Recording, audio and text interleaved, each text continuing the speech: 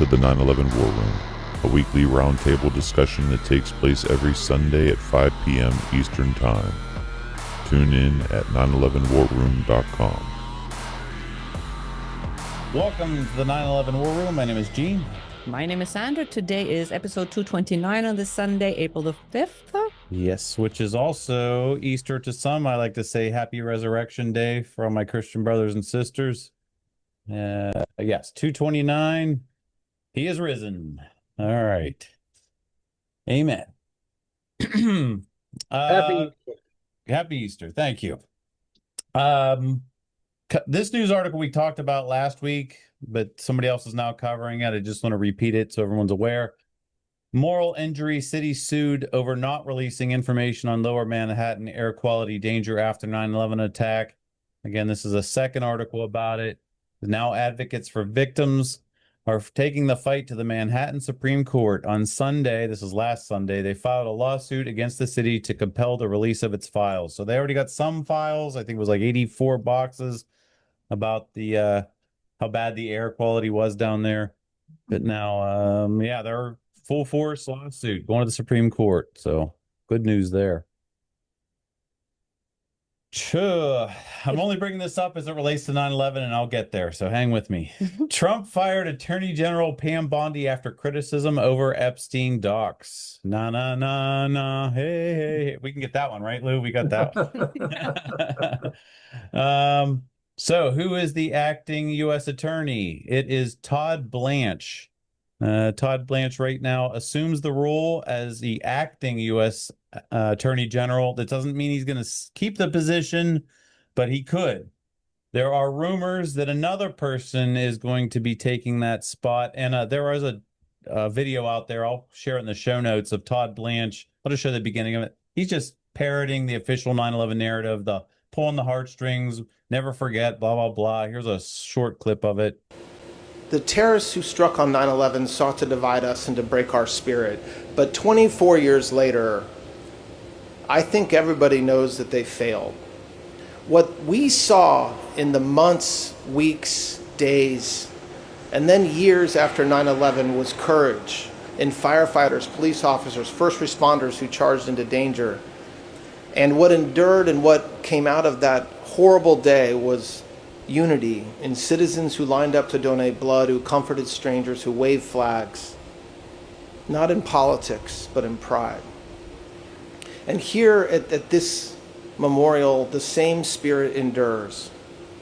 And our task now today is the same as it was yesterday and the same that it was last year, to make sure that their memory, the memory of the men and women on these walls, does not fade. It's to honor not only how they died, but how they lived, as protectors of families, as protectors of me, as protectors of my family, of our communities, and of this nation. And so we honor them by serving with integrity, by serving with courage, and we honor them by standing shoulder to shoulder in defense of our country. And finally, we honor them by ensuring that every generation understands the cost of freedom and the value of sacrifice. And we can totally agree with that. He shares the heartfelt side of it, but not the hard questions of getting answers. As an attorney general, he should have fought to get the answers on what happened that day. And it seems like he just continues to cover it up. It just totally rings hollow. Yeah. So Todd Blanche is now the acting U.S. attorney, now that Pam Bondi's out. But who is rumored to be taking his spot? Representative Lee Zeldin. Lee Zeldin is not a friend of the 9/11 Truth Movement. If he does take this position, here's some remarks from an yesteryear. Hey, Gene, before you go on, I came in a minute late. What was that ceremony we just saw?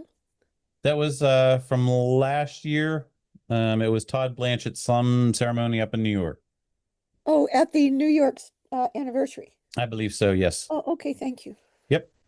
So Lee Zeldin is rumored to be officially going to be taking the spot. We don't know this for sure, though. But here is an old article about when Spike Lee was coming out with his epicenters, where 9/11 Truth was going to be added into the end of the final episode, and it just didn't make it. It got the cutting room floor after stuff like this. Here we go. Representative Lee Zeldin. Spike Lee's 9/11 conspiracy comments are revolting. He says here later, quote, "We must continue to condemn those who forward these untruthful claims, and everyone who continues to welcome Spike Lee's support is dishonoring the memory of the so many New Yorkers we lost on September 11th and twisting the knife into the wounds of the families they left behind." That's just what's a better word than disingenuous? Just Dishonest. dishonest. It's terrible. It's not dishonoring the memory to find the solution to what happened that day. I think it was Robert Griffin, psychologist, said to not seek the truth is dishonoring to the victims' families of that day. So it's all we're trying to do is just pursue the truth and get to the answers instead of covering it up. He goes on, Zeldin was back then running for the Republican nomination for the New York governor. It says also here, this is Breitbart writing, the final episode reportedly features several members of the conspiracy group Architects and Engineers for 9/11 Truth, which has claimed the federal government was somehow involved in the collapse of the World Trade Center. I mean, quote, I got questions, and I hope, this is Spike Lee speaking now, and hats off to Spike Lee for saying this, quote, I got questions, and I hope that maybe the legacy of this documentary is that Congress holds a congressional hearing about 9/11, Lee told the Times. So, Now that was before the A&E part was removed. correct. And, we've asked Spike to speak at the 21st anniversary event. He politely declined, but there is a hope he had in getting to a hearing, and we may get that. So, Yeah, just going back to Todd Blanche, though, he hasn't said anything about 9/11 specifically in this context, but he came out very strongly about not releasing any of the remaining Epstein files. correct. So that doesn't reflect very well on the possibilities of 9/11, but more the cover up. But it just means if you got to you push release back harder. If you release the rest of the files, would that jeopardize public safety? It would Probably. jeopardize their safety. Yes. Can I ask Jean? I know you've, probably Sandra too, but I know you have, Jean, really looked into the Epstein files 9/11 related. Can you give us a sentence on the gist of why we believe or know, if it's that strong, that the 3 million or so that still haven't been released contain the period of 9/11? There was a gentleman that searched into that using, I forget which AI platform it was. It was released on Reddit. Who gave us that? It was somebody, Benjamin gave Biskiner. it to I don't us. see Benjamin on here. Benjamin who? Benjamin Biskiner.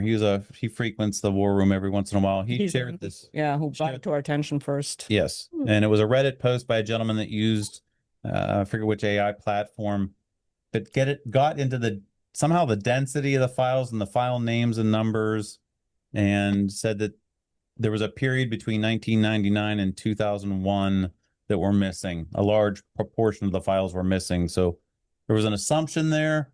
I can't really speak much more on that. So he didn't claim that there was evidence at all that it was 9/11 related. That was an inference. Correct. Okay. And I It's a think good inference. he's still on Reddit. I forgot that it's 4 gnomes, I think is the username. He said he's going to pursue this on a more credible platform, like what Ian's using with this The web. not the web, Oh. with the background for it. Claude Opus, I guess, is a more genuine. It doesn't hallucinate and make up things. So I'll keep you guys informed. I'll go search for that guy's Reddit post and see if he's expanded That'd on be that at good. all. Thanks. Next news story. It's the only other real corporate level news story I have. This is from the Baytown Sun. I forwarded this on to Mick. Marine Lieutenant Colonel Darling recounts 9/11 bunker duty and keynote speech at Baytown Chamber Gala. What's interesting about this is he was in the White House PEOC, and what he says down here in the article, or what is said about him in the article, as the second plane hit Darling's team prepared for national support missions. When a large jet overflew the White House and the Pentagon was struck, the complex was evacuated.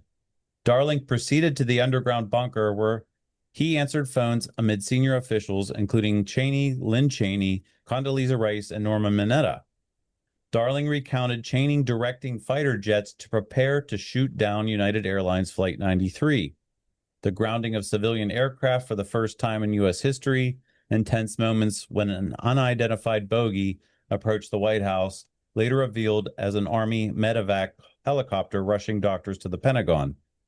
It goes on further to say there, he emphasized the passengers aboard Flight 93, including Todd Beamer and Todd Burnett, with their let's roll resolve, preventing the plane from reaching its likely target, the U.S. Capitol. And I hear we get a lot of talk in the 9/11 Truth Movement. Well, I think it was going to Building 7. I think it was going here. I think it was going there. I shared this a while ago. I just want to reiterate it because I went and searched the sources. There's 3 sources here that basically say Flight 93 changed its directional navigation equipment from San Francisco to Washington, D.C., Reagan National Airport. One is the 9/11 Commission Report, which I brought up here. And here it is on page 457. And if you guys could read that with me. At 9:55:11, JARA dialed the VHF omnidirectional blah, blah, blah thing. The directional aid at Washington Reagan National Airport, further indicating the attack was planned for the nation's capital.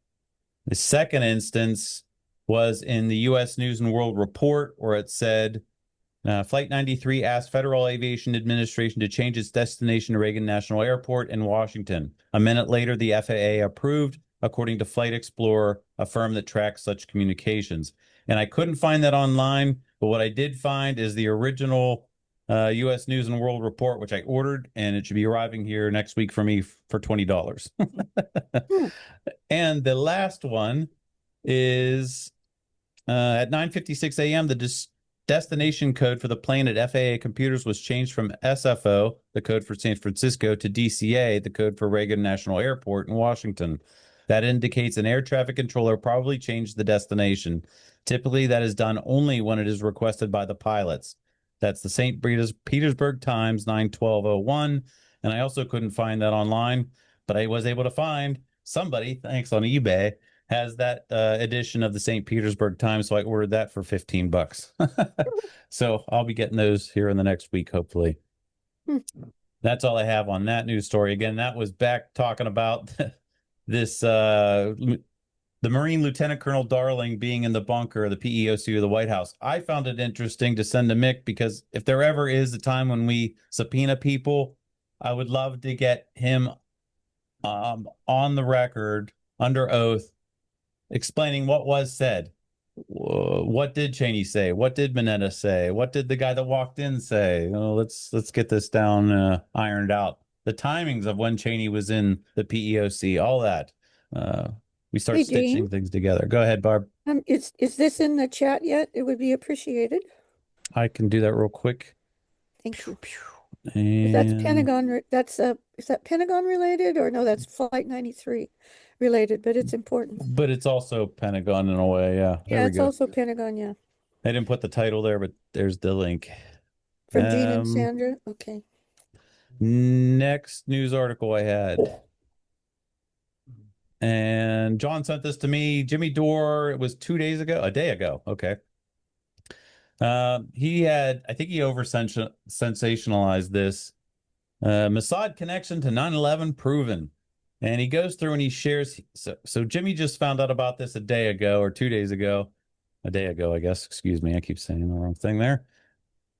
But he references this truth teller post where he talks about Ziad Ali Jarrah, which was the alleged pilot for Flight 93 that crashed in Shanksville, being related to these 2 other gentlemen, Ali Al-Jarrah and another gentleman. How do I say this? Jimmy Dore sold this as new news, but this post that he was sharing, he didn't show the date when he was telecasting that, was from December 2nd, 2025. And this news story actually broke in a Lebanese newspaper back in December 2008. So do a little reading because I went back to the original sources. I don't think it proves Israel ties or how are we stated there, Mossad connection to 9/11, I think it's still very interesting. Let me read a little bit. Last month, this is back in 2008, the Lebanese army smashed an Israeli spy ring and discovered something that may have far-reaching implications for another terrorist operation, the 9/11 attacks of the U.S. Two brothers, Ali and Yusuf al-Jarrah, operating in that region of the Bakaf family or valley. Sorry, guys, I'm terrible at this. Near the Syrian border, were found in possession of spying equipment while operating under the cover of the National Association for Medical Service. Amazing. Hang on. And vocational training and claiming to run a humanitarian mission. Ali and Yusuf al-Jarrah happened to be uncles of Zarid al-Jarrah, one of those hijackers 9/11 plane. Right there, there's a little bit of inconsistency. It says that they were uncles, but I also found that this is on the IC's website. They redeveloped Paul Thompson's Terror Timeline, otherwise known as the History Commons, when it was online. And it links to several documents about this. But the summation is that Ali and Ziad Jarrah were 20 years apart in age and do not appear to have known each other well. And searching in, I go back to the Sunday Times back then.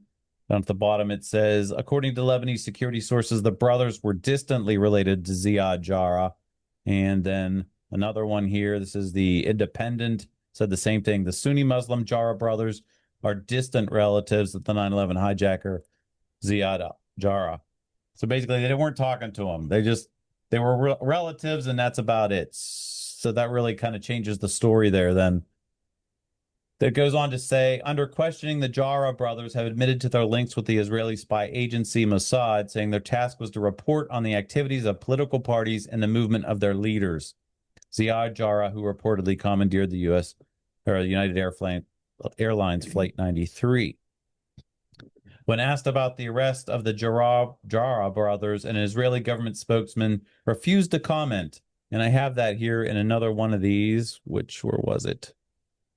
Mark Regev, a spokesman for Israeli Prime Minister Ehud Olmert, declined to discuss Mr. Jarrah's situation, saying, quote, "It is not our practice to publicly talk about any such allegations in this case or in any case." Which I got to hand it to Jimmy and this gentleman that reported on it earlier. The underlying point in all of this is what he says here. They didn't even deny it in that statement. So they didn't confirm it. They didn't deny it. They just signed to let it go. So it seems these two older relatives of Ziad Jarrah, who is the alleged pilot on Flight 93, distant relatives, were part of being involved in an Israeli spy ring. And it's said in somewhere here that the Ziad al-Jarrah kind of wanted to get out of it, but he couldn't.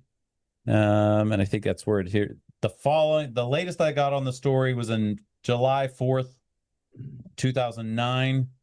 Lebanese military court adjourned Friday. This is back in 2009. The trial of brothers Ali and Yusuf Jarrah, who are charged with spying for Israel, a judicial source said. The trial was postponed until July 27th after their attorneys requested the hearings be made confidential as they feel the lives of their clients and their clients' families are threatened by Israel, Syria, and Hezbollah. The source told AFP, Lebanon's military prosecutor. Well, it goes on. But from what I hear, some people think they got the death penalty. Other people think they were put in jail for the rest of their lives. And I couldn't find anything else on this. Or they And walked. that would be in Syria? Lebanon. Oh, Lebanon. Yep. Josh well, if the Jarrahs, I think they said they were in the Bekaa Valley. That's Hezbollah. Say it again? Well, I think earlier in one of these, what you were reading from one of these articles just recently here, there was a reference to the Bekaa Valley Yes. in relationship to those two men, I believe. Yes. The Bekaa Valley is usually Shiite Hezbollah. That's Okay. interesting because these guys are Sunnis. Oh, thank you. And then if it's time for comments, I don't know if it is. We'll get to that in a minute. Josh being highly versed also in this geopolitical stuff. Yeah, that what he has to say. We'll come back to you, Barb. Go ahead, Joshua. I know Nelson Martin's Adam Fitzgerald, they're also very interested in the Ziad Jarrah angle because Jarrah had multiple relatives, either uncles or cousins, with ties to various intelligence communities, whether Israel, I think another relative had ties to Eastern Germany's intelligence agencies. And from reading some of their articles and videos, I think they think that maybe Jarrah could be an Israeli mole in the 9/11 plot. But I think that's their speculation. Okay. Which is why I thought they may those guys may have walked. I mean, you said death penalty or jail, but nobody really knows, and that's what they kept it secret. So witness protection program. Yeah. I don't know what the Lebanese witness protection program looks like, but Gene asked me that. Does every country have a witness protection program? And I would think so. Probably. Yeah. By the way, I learned the other day in an article, I can't remember which one, that Congress has the ability to have witness protection. Okay, somebody need it. Yeah, it's 5:20. 5:20. It's that time when Building 7 fell. I'd just like to say a quick prayer for 9/11 justice. Stop the screen share. So let's do that. Lord, come to you today. Thank you for your gift, for dying for us all. And I make no apologies for that. And saying this, that you are risen, and thank you for that gift. I just pray that you would continue to bless all of us in the 9/11 Truth Movement, to continue to fight this battle. We keep our heads up. We look forward to better days. Just ask that you would bless all of our efforts and protect us and give us wisdom in what we're doing, that we would see justice in our lifetime. But I have full confidence that justice will be served in eternity. Thank you for many gifts in your name. Amen. And on Easter. And on Easter. Happy Resurrection Day. All right. Ready for comments or what? Yeah, let me get to a couple other hands here that came back up. Ali, go ahead. Okay, so is there any clarity as to what the relationship is between these men? Because distance seems very big. For one article said uncles, and then another said cousins, and then from what all I count from Paul Thompson's Terror Timeline, looking at the other, they just say distant relative. Yeah, so it sounds like we need to do a 23andMe on this. Okay, right. Yeah. Anything else, Ellie? No, that's it. Thank you. Back to Josh. Joshua, sorry. It's okay. I think that was about it for now about Jarrah. Cool. I'm trying to find I think on one of Nelson's websites, an article on Jarrah, and I'll post it in the chat if I find it. Yeah, thank you. Please do. So hats off to Nelson Martins and Adam Fitzgerald. I know I've heard him say that name, Jarrah, a million times, probably. So I'm sure there's information they have out there. So thank you, Joshua, if you could find that. Back to Barb. Yeah, would you do us a favor, if you could just kind of summarize those articles you just went over, because there are a lot more people on right now. And then I'll make my comment. Okay. And then I got to finish up some news. I think everybody was there from the beginning. Yeah, pretty much. Well, when I came on, I was like number 2 or 3. Okay. Oh, from the very beginning. Well, just the gist about the jars. These are the uncles. Oh, yeah. So but the gist is that Jimmy Dore came out about this yesterday, referencing a tweet that was made in December, which references documents that were actually, or articles that were from back in 2008. And from what I could find, tracking it down back in 2009, that those guys went to trial under secrecy, and we don't know what happened to them. They could be in jail, they could be put to death, or they could have walked free. And that was in Lebanon or Syria? Lebanon. Mm-hmm. All okay, right.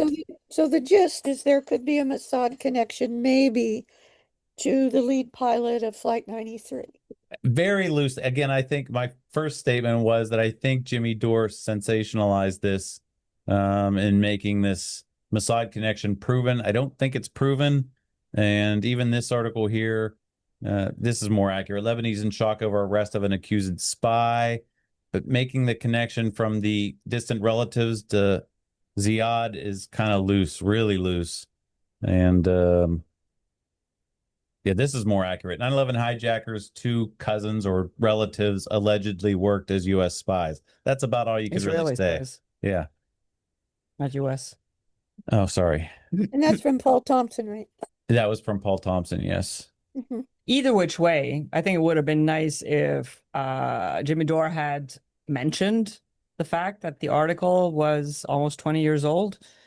It doesn't change the facts, but a lot could have happened since then, and I just felt it. I'm not that he's a journalist, but it would have been, just for the sake of honesty, important to mention that. A little Do bit we more. know that he knew that? Do we know he knew that? Ah, it's right there. Yeah. I mean, if you would have tracked down like, this is even not really sincere. It's kind of sensationalizing it too. The Yeah. link is there, but like, yeah, with a bunch of strings on a freaking pin, kind of, yeah, it's kind of really loose. Very loose. All right. Well, I have a couple of important comments when you're Okay. ready. Go ahead. Okay. The fact that they claim to be uncles, I think, could be very important, number one. And the reason is, I don't know how many people know, but this is according to the 9/11 Commission itself. Not that Khalid Sheikh Mohammed is the real mastermind, but nevertheless, 9/11, according to the 9/11 Commission in the official story, first they blamed Osama bin Laden, and then they found a new second mastermind, Khalid Sheikh Mohammed. And even the official story claims that 5 of Khalid Sheikh Mohammed's nephews, in other words, Khalid Sheikh Mohammed is the uncle of 5 men who were intimately involved, according to our government, with 9/11. So the uncle connection, might be important in the future. That's number one. If they are uncles, because again, I just said that they're, If they're actually uncles, of course. yeah, distant relatives, whatever they are. Yeah. Yeah, this all requires research and confirmation and maybe subpoenas and maybe FOIAs. But anyway, the uncle claims are important. Okay. That really stood out for me. But more importantly, I just want to remind people that I think it was the day of 9/11 itself, if not one day later at the most, that the BBC and I think it was CNN and all kinds of mainstream media in the US and the UK looked into and started publicizing the facts about the hijackers. And I think it was the BBC Yes. contacted the father of Mohammed Atta, at least the person they understood to be the father of Mohammed Atta, the alleged lead hijacker and pilot of Flight 11. And he came on the phone. This is according to the BBC article. He came on the phone, and the BBC reporter wanted to know, well, what does it feel like that your son has just murdered, almost 3,000 people? And the father, according to the BBC, said, well, no, he's alive. I just talked to him. Mm-hmm. And the BBC reporter was aghast and said, well, how can I get in touch? And the father said, call the Mossad. He works for them. Hmm. And that's in the BBC article. I believe it's BBC. If it was one of those main articles that came out, I believe, the day of or the next day. And then you've of course got the dancing Israelis. The big question to me about the dancing Israelis with the Israel connection is, do we really have proof? I haven't seen proof, but I believe it's inferred that they were there. They were there before the first plane was hit, before the first tower was hit. I believe so. They were there to, quote, record the event. They weren't clear if the event was the second strike or both strikes. We could infer it was both strikes, but I don't know that that's ever been demonstrated.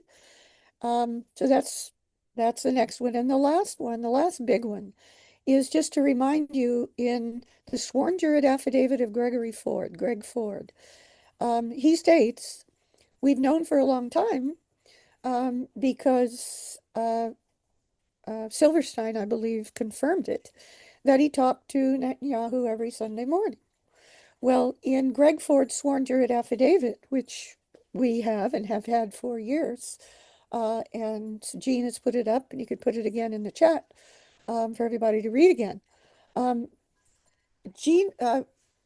Greg Ford states in his sworn juror affidavit that a Army ELINT, an Army electronic spy, basically, source that he knows, he claims, because he was Army as well as Navy and Marine, Greg Ford was, told him that the source of Greg, so it's one step removed, as a witness, that in these phone conversations that the Army SIGINT was recording, that Silverstein kept Netanyahu up to date on the progress of the placement of the explosives in the towers.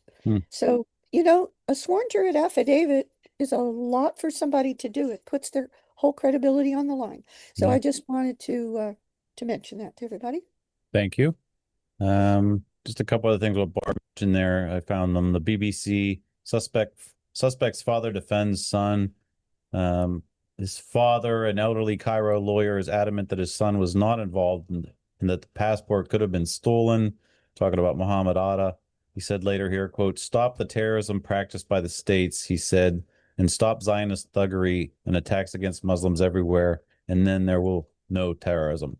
I guess broken English there. And there was another one in The Guardian where father insists the alleged leader is still alive. So yeah, I'll put it's those. Interesting. These are UK publications, right? Mm-hmm.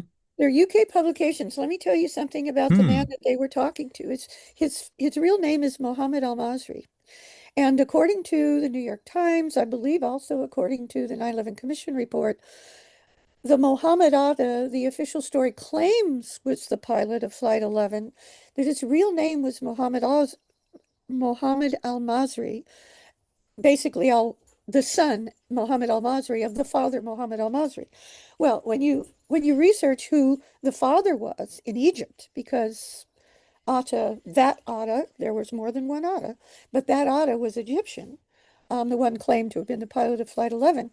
The father, Muhammad Al-Masri, A-L, new word, capital M-A-S-R-I. Al-Masri is a common name in Egypt, but he is like the Melvin Belli of Egypt. He's probably the most famous attorney in all of Egypt, and he was the attorney for Mohammed Al-Fayed, the father of Dodi Al-Fayed, who died in the car with Diana. Interesting. Small world. I'm going to go to Ellie, and then I'm going to get back into the news. Thank you, Barb. Yeah, I did just find another article from the NBC News also discussing this subject. So it was actually done 3 years on the third anniversary. So by then, it was clearly established that this was indeed the father. And this is where he mentions Mossad and others, and continues to push back against the claims that his son was involved. Nice find. Thank you. Could you you're going to be putting all these in the show notes? Yes. In the show notes. Okay. First denial that acts won't work of Muslim fanatics, quote, "Look to Mossad, Israeli intelligence next." Oh boy. All right. Interesting. I got to go further down that rabbit hole that I have not. Next news story, it's though. Really, if I could just add, it's really important because Mick Harrison, for those who don't know, I don't know if Mick's on the call here, but Mick Harrison has put out an invitation every Saturday. I was on it yesterday. Every Saturday at, I believe it's 2:00 West Coast time. Mick is holding an open Zoom, and maybe we could put the link in the chat and the password for his Zoom, asking for input of what everybody thinks should be seriously considered for the report to Senator Johnson by the group of 5 that Mick is one of the 5 of. So Mick let us know, and I've now been on 3 of these on Saturdays afternoons. Mick let us know that when the group of 5 divvied up the tasks in preparation for doing the draft of the report to Senator Johnson, that one of the things Mick covers is the hijackers. So anything about the hijackers like this, Mick needs to be brought to his attention. Okay, maybe at the end you can quickly fill us in. We missed it yesterday. Our day got thrown out of our routine and then we forgot to attend. But later on, after Jean's done with the news, you can maybe, if whatever you can share about yesterday's meeting. Yeah, Mick does not record them on purpose. Right. Right. I know. So yeah, I can give you the gist of it. Yeah. Okay. Thank you. All right. Also in the news, this is 9/11 Truth Movement level news. Boston 9/11 Truth had Jonathan Mark Haber on Boston on the call. He's a very big proponent of space stuff. And I got to hand it to Sue for trying to keep him back into 9/11, but he just kept wanting to go to space. Yeah, we had a little bit of a chuckle. We were listening to it in the car, and we remembered Sue on last week's War Room just a week ago when she said, we'll have anybody on as long as they talk about only 9/11. Yeah. And we're waiting and we're waiting. It's like, and Susan kept trying to bring him back, and it was like moon landings, this, that. So well, his big thing when he started out was to try to prevent nuclear energy on the spacecraft going to Saturn. And he failed, of course, because the United States was, going to militarize space regardless. But that's his big thing. Yeah. Sue? Yeah. Okay. Anything else you want to add to it? Well, no, it went far afield. And it was, it was interesting if you're into all that, and, which I am kind of interested in all that, but it's not Boston 9/11 truth. Let's put it that way. But he's someone from Boston. Is that it? You know him personally? No, yeah. Oh, Well, okay. he had been involved with Boston 9/11 truth marginally, because he's in Massachusetts, but he's in Western Massachusetts, and he has his own group, the Greenfield Massachusetts group. So, and they've had really good meetings back in the day about 9/11, and so no, go ahead.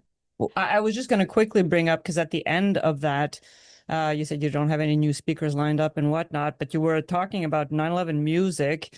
I wanted to, and you're probably not aware of this, but Richard does have a specific 9/11 music portion on his website, and I was in charge of collecting or amassing the various songs that fell into that category. And I'm currently going through them because we would like to, we're talking about during the anniversary event in New York this year, to play some of the videos from this, between, maybe during the breaks or at certain points of the conference, because we also feel that the music is important. So that could be a reference. I still have 8 or 10 other songs that I have to put up there, and I need to speak to Gail about how to do that, because it used to be on YouTube. So we can talk about that, but Great. Absolutely terrible. She was playing them last night, and I just started laughing in the background, like, oh, he's like, what is that? They tried, though. Give A for effort. And others are, it's about the heart and about the message. And if the words are halfway decent and the music is halfway decent, it'll make the list. But some of it, yeah. One of the musicians, she goes by the name Mighty Z, with an X, XEE. She has original 9/11 music as well, but I don't know where you can find her music online. I have her DVD. Oh, and she's part of Jonathan's group. Okay, well, if you want to send me the info, maybe I can find it somewhere and add it here. I didn't see Gasparini on here either. Oh, well, she probably still needs to be there. Yeah. Like, he took it because it used to be on YouTube. They killed his YouTube channel, and so I've been sitting on some songs waiting to add, and I just need to speak to Gail about My that. personal favorite is the remake of Tom Petty's Free Fall with Building 7. I think that was I think fantastic. everyone Love knows it. that. Yeah. The Bee Gees, the Bee Gees one Staying is alive, right? Staying Alive. Yeah. Sandra, we can put those new pieces on the War Room or Gene's YouTube, and then we can reference them from our website. Okay. Sure. Yeah, and there's Sharon Brew out in let's see, Oregon. She also has a bunch of original 9/11 music as well. Cool. Yeah. Thank you, Sue. Jack, sorry, I forgot you raised your hand during the last news article. Yes, can you hear me? Yes, sir. Great. You were talking about Mohammed Al Fayed and his son is Dodi Al Fayed, who was going to marry Princess Diana. Yes. And I heard Princess Diana talk about how when she was married and settled down, she was going to do a lot to help the Palestinians. I heard that personally. Yep. So that may have something to do with why she was killed. I'm sure it did. I hadn't heard that. The only thing I'd heard was that she was going to go, but she was going against landmines. That's interesting. That's important. Right. It was all together. Yeah. Thank you, Jack. Yeah. So the next news article that I have, this is from Colorado 9/11 Truth. Ken Jenkins to show his film Flight 93 on 9/11, a Zoom presentation with Q&A Saturday, April 11th. That's at 7 p.m. Eastern Daylight Time, 5 p.m. Mountain, and 4 Pacific, if anybody's interested in that. Yeah, it covers a whole lot of points. If you look at the list, the bullet points of everything that gets crammed in there. And then it says somewhere that this, unless I misunderstood, or it was a typo, it was like 21-minute film. So yeah, 21-minute film. We're going to talk about all this, a whole lot of stuff, and packing that in a little bit of space. So, all right. Yeah. We'll look forward to that. Just a couple other loose items, and then we'll go open up the table. I wanted to share that we talked about it a couple times. This 9/11 Truth DVD in your wallet. I finally got mine in the mail, which thank you, Richard, for this. And I took some screenshots. Basically, I just take this card out and you push the USB out, and they have a little, I call them dongles, a little connector piece, and it plugged right into my phone. And I was watching Calling Out Bravo 7 on my phone. Pretty neat. You could put a whole movie onto one of these cards. So check it out. If you're interested, you can get to that at Richard's website, richardgage911.org. That works on a computer too? And it works on a computer. Then you don't even need the little connector piece. The USB would just plug directly into your computer. Oh. But there was a time when the DVDs were hot. If you had a DVD in your hand, somebody was going to take it. They didn't care what was on it. They were going to take it. And it's something like this when people would see it. It's a shame they're so expensive. But somebody sees something like this. That's just super cool and would make you want to take it and check it out. So you can keep it in your pocket and share it with everybody wherever you are, or in your wallet. And then we're going to put Experts Speak Out up there soon, and 9/11 crime scene to courtroom and all the other stuff we've got. Yep. Under the rope that's on the bucket. I don't know where that was coming from. Yeah, I don't know either. Oh, that's Richard's background. That's my background noise here. Like rope in a bucket. We're putting up an antenna. See that guy? Oh, nice. I'm supposed to be helping him, but I'm talking to you guys instead. Okay. Yeah, thank you, sir. I think that was all the news I had. Yeah, no, I just wanted to. Oh, yes. I'm sorry, my cat just jumped on my lap and he wants to get brushed. Not that. That's something else I'm looking up. Yeah, so if some of you remember Davina Iona, I think that was her name.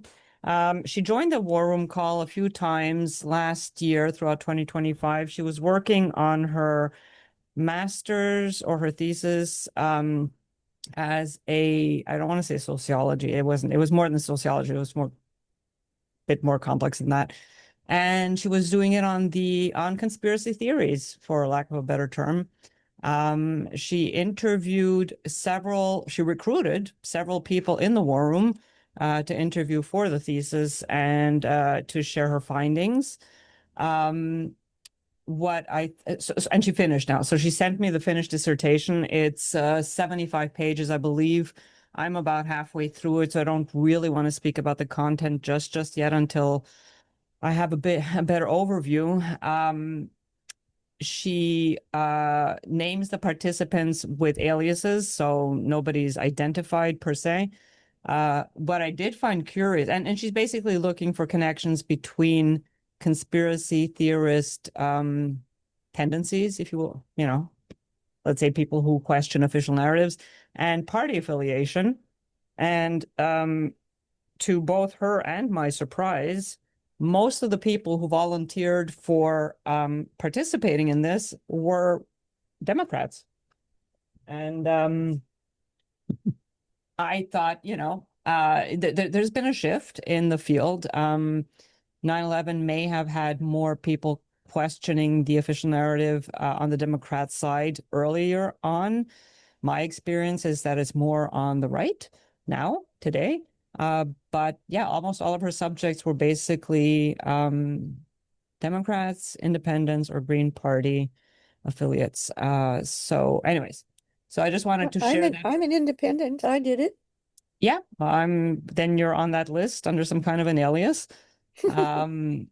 So she said I could share it. I can, if anybody's interested, let me know, send me an email, let me know in the chat. Absolutely, I'd like to read it. Yeah, I can send you the whole thing. The only thing that she asked, and she said it's okay to speak about it in the war room and for me to share it, but that if anybody had any questions or need for clarification, to address those questions to her directly. So I shouldn't be answering on her behalf, I guess, which only makes sense. Yeah, interesting so far. Yeah, she told me she was super surprised by the result. Yeah, very much so. I wrote 20 weeks ago. Feel free to share your findings of your research sometime. What's your reply? I will. I haven't finished yet. So, and 20 weeks later, she finished it. That's it. Yeah. So, and she was very sweet and open to everything. And she herself is not invested in one way or the other. She wasn't trying to prove a point, make a point, convince anybody of anything. She was just there for information gathering. So she had her findings. Very cool. All right. That was all the news I had. Magnus? Oh, great to see you, Gene, and thank you for that kind of news. That was absolutely news to me, and I'm hoping that they are actually can open their documents for the firefighters' health. They are struggling very badly, I see. I was wondering, do we have time for very short videos? Yes, it's been a few weeks, so I owe this to you. Yeah, you can have the rest of the show, Magnus. No, don't say that because he will. Here we go. This is the first one you have, 27 seconds. What are we going to be watching here? I will see what the first one was, actually. The first one was the Pentagon. All right, here we go. And then we have an explosion in a building nearby World Trade Center. Say it again. We have an explosion in a building nearby World Trade Center. Oh, that's the next one. Hang on, let me get this one first. Let's do this one first. Yeah.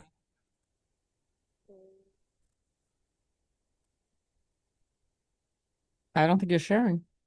Oh, am I not sharing? I'm not seeing it here. Oh, my bad. Sorry. I was sitting there talking about it, and try this again. Here we go. And there is smoke pouring out of the Pentagon. It would appear that there has been another major explosion, this one in the nation's capital. You are looking at a scene of apparent blast aftermath. There is smoke in the air over the Pentagon. We don't know whether this is the result of a bomb or whether it is yet another aircraft that has targeted a symbol of the United States power. Well, that's interesting. Another one in addition to the first one? That's the first one. Absolutely. It's extremely important. Hi. Okay. Thank you for that one. What do you got next? We have Explosion Pentagon. Another one from the Pentagon. Yeah. Here we go. We did hear two lesser explosions. The first one came about 10 Sorry, minutes the volume's after really the low. initial big explosion that we saw. And then there was another one, I would say, and this is a rough estimate here, about a half hour later. Now, again, those explosions, though, they were different than that original explosion. The original explosion as we felt it and heard it and saw the huge cloud, that was quite a strong explosion. These other ones, you heard it, but then when you looked at the area, you didn't see anything that was different. You didn't see any additional clouds of smoke or any additional flames. So exactly what those two smaller explosions were, we don't know. I mean, it could be a variety of reasons. You could have all kinds of, you could have gas lines in there. You could have, a number of different things inside that building that would cause that. We just don't know. But we have heard a total of three impacts. Thank you, Jean. So, all right, now we have one more strange video. You have it labeled. Let's see what the strange video is. How much of this are we playing, or where do we go? I just started from the beginning and just play a few seconds. All right, here we go. Video cameras caught trucks arriving at the World Trade Center from about August 23rd until every night until about September 2nd, September 3rd. And the trucks were arriving at about 3 o'clock in the morning when everybody else had left the building, including the janitorial trucks. And the trucks were leaving at 5 a.m. right before the AAA personalities of Wall Street got to work to start their day. Something was brought into that building that would help with the detonation. There may have been work done on the detonation before. It may have been going on for months, but whatever they needed at the very end, they came and brought in that 10-day period. That's what we think happened. The airplane. Thank you, Jean. That's funny because I want to say, yeah, Susan Lindauer talked about this, and then I zoom out and it says Susan Lindauer describes what happened. That is her. Yes. She did it in a sworn jury affidavit too that I've got. She was interviewed by Richard and Gail a while back, and I asked her, could we FOIA any of the buildings around there to see if we could catch those trucks coming and going, which she thought would be a great idea, but I don't even know where to begin and who to. Yeah. Anyway, that was. Jean, yes. Did we see the first video? Did I miss one? I think we missed one where I wrote from the start. Oh, I did. Here we go. One more. Thank you. That's the last one. Here we go. Audrey, if you would hold on for 1 second, we just also want to report now, the Associated Press now reporting an explosion has hit another building near the World Trade Center. We were speculating at that point whether it was a consequence of the original attacks. Now it appears to be another explosion hitting another building near the World Trade Center. Audrey, with regard to the Pentagon, the reports that we received. All right, that's the first time I'm hearing that one too. You find some nuggets. I appreciate that. Gene, was that the end of it? That was all he really wanted us to hear, that there was another explosion from another building near the World Trade Center. I understand, but right after that, you stopped it just as he said, and regarding the Pentagon. Could we hear that for a second? Sure.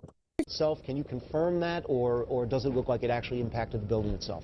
It is not on top of the building, and your description of a helipad seems to be what I'm hearing from people out here. And the fire crews are able to fight this fire from the ground, so it seems like most of the wreckage is on the ground right beside the Pentagon, and the smoke is just billowing from that side of the building. So that seems to fit with what you're saying about that helipad. We also have heard reports that witnesses have seen the tail end of some kind of aircraft going into the Pentagon. We are still trying to confirm that information. And are you sure you wanted me to play the rest of that? No, no, it's very important. That's about the helipad. That was a joke, but yeah. Which one is that? Which one is that in the chat? It's the one that says from the start. From the start. Oh, yeah, okay. At 5:46. All right. Okay. I have more videos later, Gene. It's more explosions in the Pentagon. I will save them to the next time. All right. Thank you, Magnus. Appreciate you. On this, oops. There you go. You've got two people on this call that are going to be very interested in it. Yeah. Oh, cool. Go to Ross. Yeah. I hope this works. I kind of have a bad connection today. But let me tell you, I want to share. Try to share. Is it working? Yeah. Okay, good. Okay. I want to try a screen share for the first time on this cell phone rather than my laptop. So, oh boy. It's basically activism, and it's also has to do with the idea of, who did 9/11. And they, everyone says, we all say, if you want to change the world, first you have to change yourself. So this latest project of TTV, Truth Strike volunteers this time, is a consumer reminder, I call it, the project. And so let me just share these photos, see if I can do it. Hang on a second. It says only the host can share in this meeting. Yeah, hang on 1 second. Let me find my host controls. Host controls. Oh, they changed stuff on me. I tried to download it to the chat, but it didn't. Share. There we go. There you go. Now Try downloading it in the. There you go. Too Try big now. of files, I guess. The photos. It should be okay now. Okay. On a slow connection that's laggy, Okay. this ought to be real interesting. Okay. Oof. Sorry, I'm getting a bunch of strange stuff on here. Let me try this. Let me just see. Are you seeing anything? Not yet. Or not? Let me see. Are you seeing a photo? We're not seeing anything yet. All right. I don't know if this is. It's kind of got some. Unless you guys are seeing it. Maybe I don't have the right screen up. No. No. What? Okay. I don't think you've tried to share yet. Well. Whoop. We lost somebody. Well, okay. It's Hold on. Let me try one more thing. Or why don't you move on? I'll see if I we'll can come figure back it to out. you. But it's a photograph. If your screen pops up all of a sudden, we'll be like, oh, there we go. Okay, good. Let's open up the table right now. Anybody else have any new 9/11 news? Barb, maybe yesterday with Mick, the call. Yeah, Barb, if you could give us a little synopsis. So I hate that I missed that. Or anybody else that was on the call. It was not a happy camper. I was there too, so I would be willing to make a few comments too. Perfect. Yeah, okay. So shall I go ahead? Sure. Yeah, well, the gist of it is, for those who don't know, on Saturdays, I believe it's at 2:00.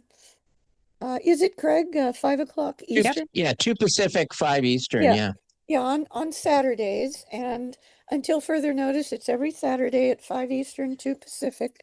And you need to get it's Mick's own Zoom, and he has a password.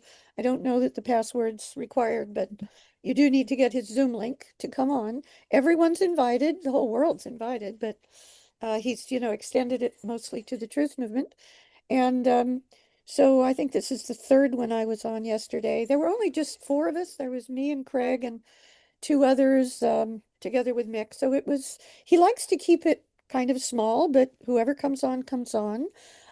Yesterday he started, it was basically about the Pentagon. And apparently he had each one of these, he has kind of burning questions in mind. The purpose of them, as he says, is, quote, to educate me, Mick, for what I can then contribute to the Senator Johnson report and investigation for the report. And so it happened.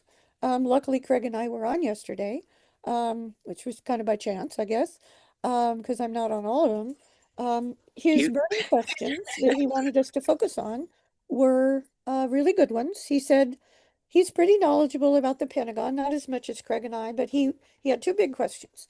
And we spent about 2.5 hours talking about them.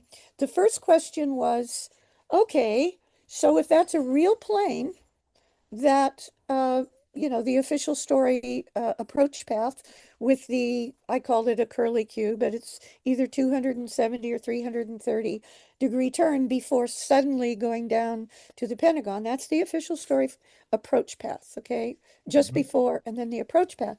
He said, why would anybody, whether it's an inside conspirator, for whatever reason, or whether it's a real hijacker, who knows? He said, why would they do the curly Q? And that was a really good question. And I don't think we want to go into all of the 2.5 hours here. But the other question, and just so people know, if anybody has an answer for that, get it to Mick. Okay. The other big question was about the plane paths, about the approach paths, and he really wanted to try to drill in on, and it was basically Craig and I answering, to drill in on how many planes we're talking about, because it's really not clear. There's a lot of dissension about that. And so we each had our answer. Craig and I both agree that the North Path is the important path, the non-official story path. But anyway, those were the two big questions. And it is interesting that Craig and I disagree on whether there was a second major explosion. And you just heard the proof of that from Magnus's, two of Magnus's video clips at the Pentagon. There's no question there was a massive second explosion well before, about a half an hour before the wall fell, not the explosion that caused the wall to fall. So anyway, that's what it was. And fortunately, unfortunately, depending on your perspective, Mick intentionally does not record these because they're confidential. They are just for his education, as he calls it. And Mick has a lot of educating to be done for him. So those are the questions that happened yesterday. And if anybody has answers or believe they have evidence that speaks to those questions, try to get it to Mick. Thank you, Craig. Barb. Thank you, Barb. Anything to add to that, Craig? Yes. Just a point of clarification. I don't think I said there weren't two explosions. I think what I said was there weren't two major explosive events visible from the outside, in the time period that you're talking about, which is like the 5 minutes between when you say the first plane was destroyed, if I'm getting this right, and then the official impact time. You believe there were two major explosive events that you could see from the outside, and I'm That's saying correct. that there yeah. There was only one. So that, Yes. okay, so But- that's yeah. The other big difference between Craig and the SIT people and myself is I say there were two planes, and if I understand correctly, Craig says there was one. Yeah, it feels like that's a brand new position for you, Barbara. Am I confused? Of course you're I've not confused. No. I've been saying this all along, that at 9:32 and 30 seconds, there was a smaller than a 757, came in on the North Path and was destroyed, probably by a remote signal just before it would have otherwise hit the wall around the helipad. And there was some clips from Magnus just a few minutes ago about that too. But that doesn't rule out the official story plane that came in 5 minutes and 16 seconds later and didn't hit the building. You and I agree on that. Right. I just thought that originally, and this may go back, as far as when we debated this about a decade ago, I thought you were saying that the North Path plane was the one that was destroyed, or I think you were at that time. Maybe and I still am. Maybe That still is my position. By the helipad, yes. Without getting too into the weeds, could we just get a high-level summary of what's talking? Yeah, that's what I was. Okay. Yeah, let me get back to that. I think the two questions that Barb mentioned, I think one of them, he didn't really ask about if there were more than one plane. I think that just came up in the conversation. He asked why would they do this spiral descent? Yeah. And then the other one was, why would there be an official, like, why would they have a plane on the North Path? And why not have it sort of, match the direction of the damage kind of thing? And so, yeah, we got into a lot of pretty interesting discussion, I think, about that. But it's a good question. That is. Yeah, it was a really good sharing. Craig and I are friends. Yeah. I mean, yeah, it was good. Yeah, we certainly, we can certainly agree on some things and agree to disagree on others. That's all right. Well, thank you guys for that update. And we should hats off on Dore, Top Gun, when he said it couldn't be done. 330-degree corkscrew turn, descending 7,000 feet overhead to the Pentagon at 500 knots. He is the Top Gun. Da-dum-dum. Just kidding. Did you create that, Gene? Yeah. You're putting it in the show notes, I hope. Yeah, well, I can't do images and show notes. Oh, I guess I could put the link, but anyway. Put the link, yeah. All right. Ross, did you get the technology figured out? Well, no, I got to actually try it to do it because the screen comes up that wants me to change the configurations of the cell phone. But I got these pictures are not the great ones, good ones that I'm going to have. So might as well save it. But I'll talk about it in my goodbye quickly, and then everybody will know what it's about. All right. Hey, I also see Hamuk hiding back here. I want to say hi to Hamuk. Yep. I see Hamuk hiding behind Jane. I just finally saw him. Hey, how are you doing, sir? Good. Anybody else? New 9/11 news? Anything for the group that they think we should know for this week? Well, I do have something. All right, go ahead, Barb. It has been an ordeal because there were 37 separate videos, believe it or not, with the DC conference that the big one in Washington, DC last September. And my video editor and myself, Mark Snyder, who is the video, he's with Seattle 9/11 Truth and has been their video guy, AV guy for, decades now. The two of us have finally completed all of the videos, the standalone videos for the DC conference. And today I'm going to be sending them to Ted and the entire DC planning group that Sandra and Jean and I are on. And so it's been a big deal. It was very expensive to do because our in-house videographer was terribly incompetent, and there were horrible problems with at least a dozen of the videos of the 37 separate ones. There weren't 37 separate speakers, but there were 37 separate video sub-videos of the 3 days on the original DC Turning the Tide website, DC Conference Turning the Tide website. So my video editor and I, Mark Snyder, made the standalones to match those 37 or so. So that was completed 2 days ago. Barb? Yeah. You sent us an email on February the 12th. Yes, I know, but those weren't finals. Oh, they were not finals. Absolutely not finals. No. Oh.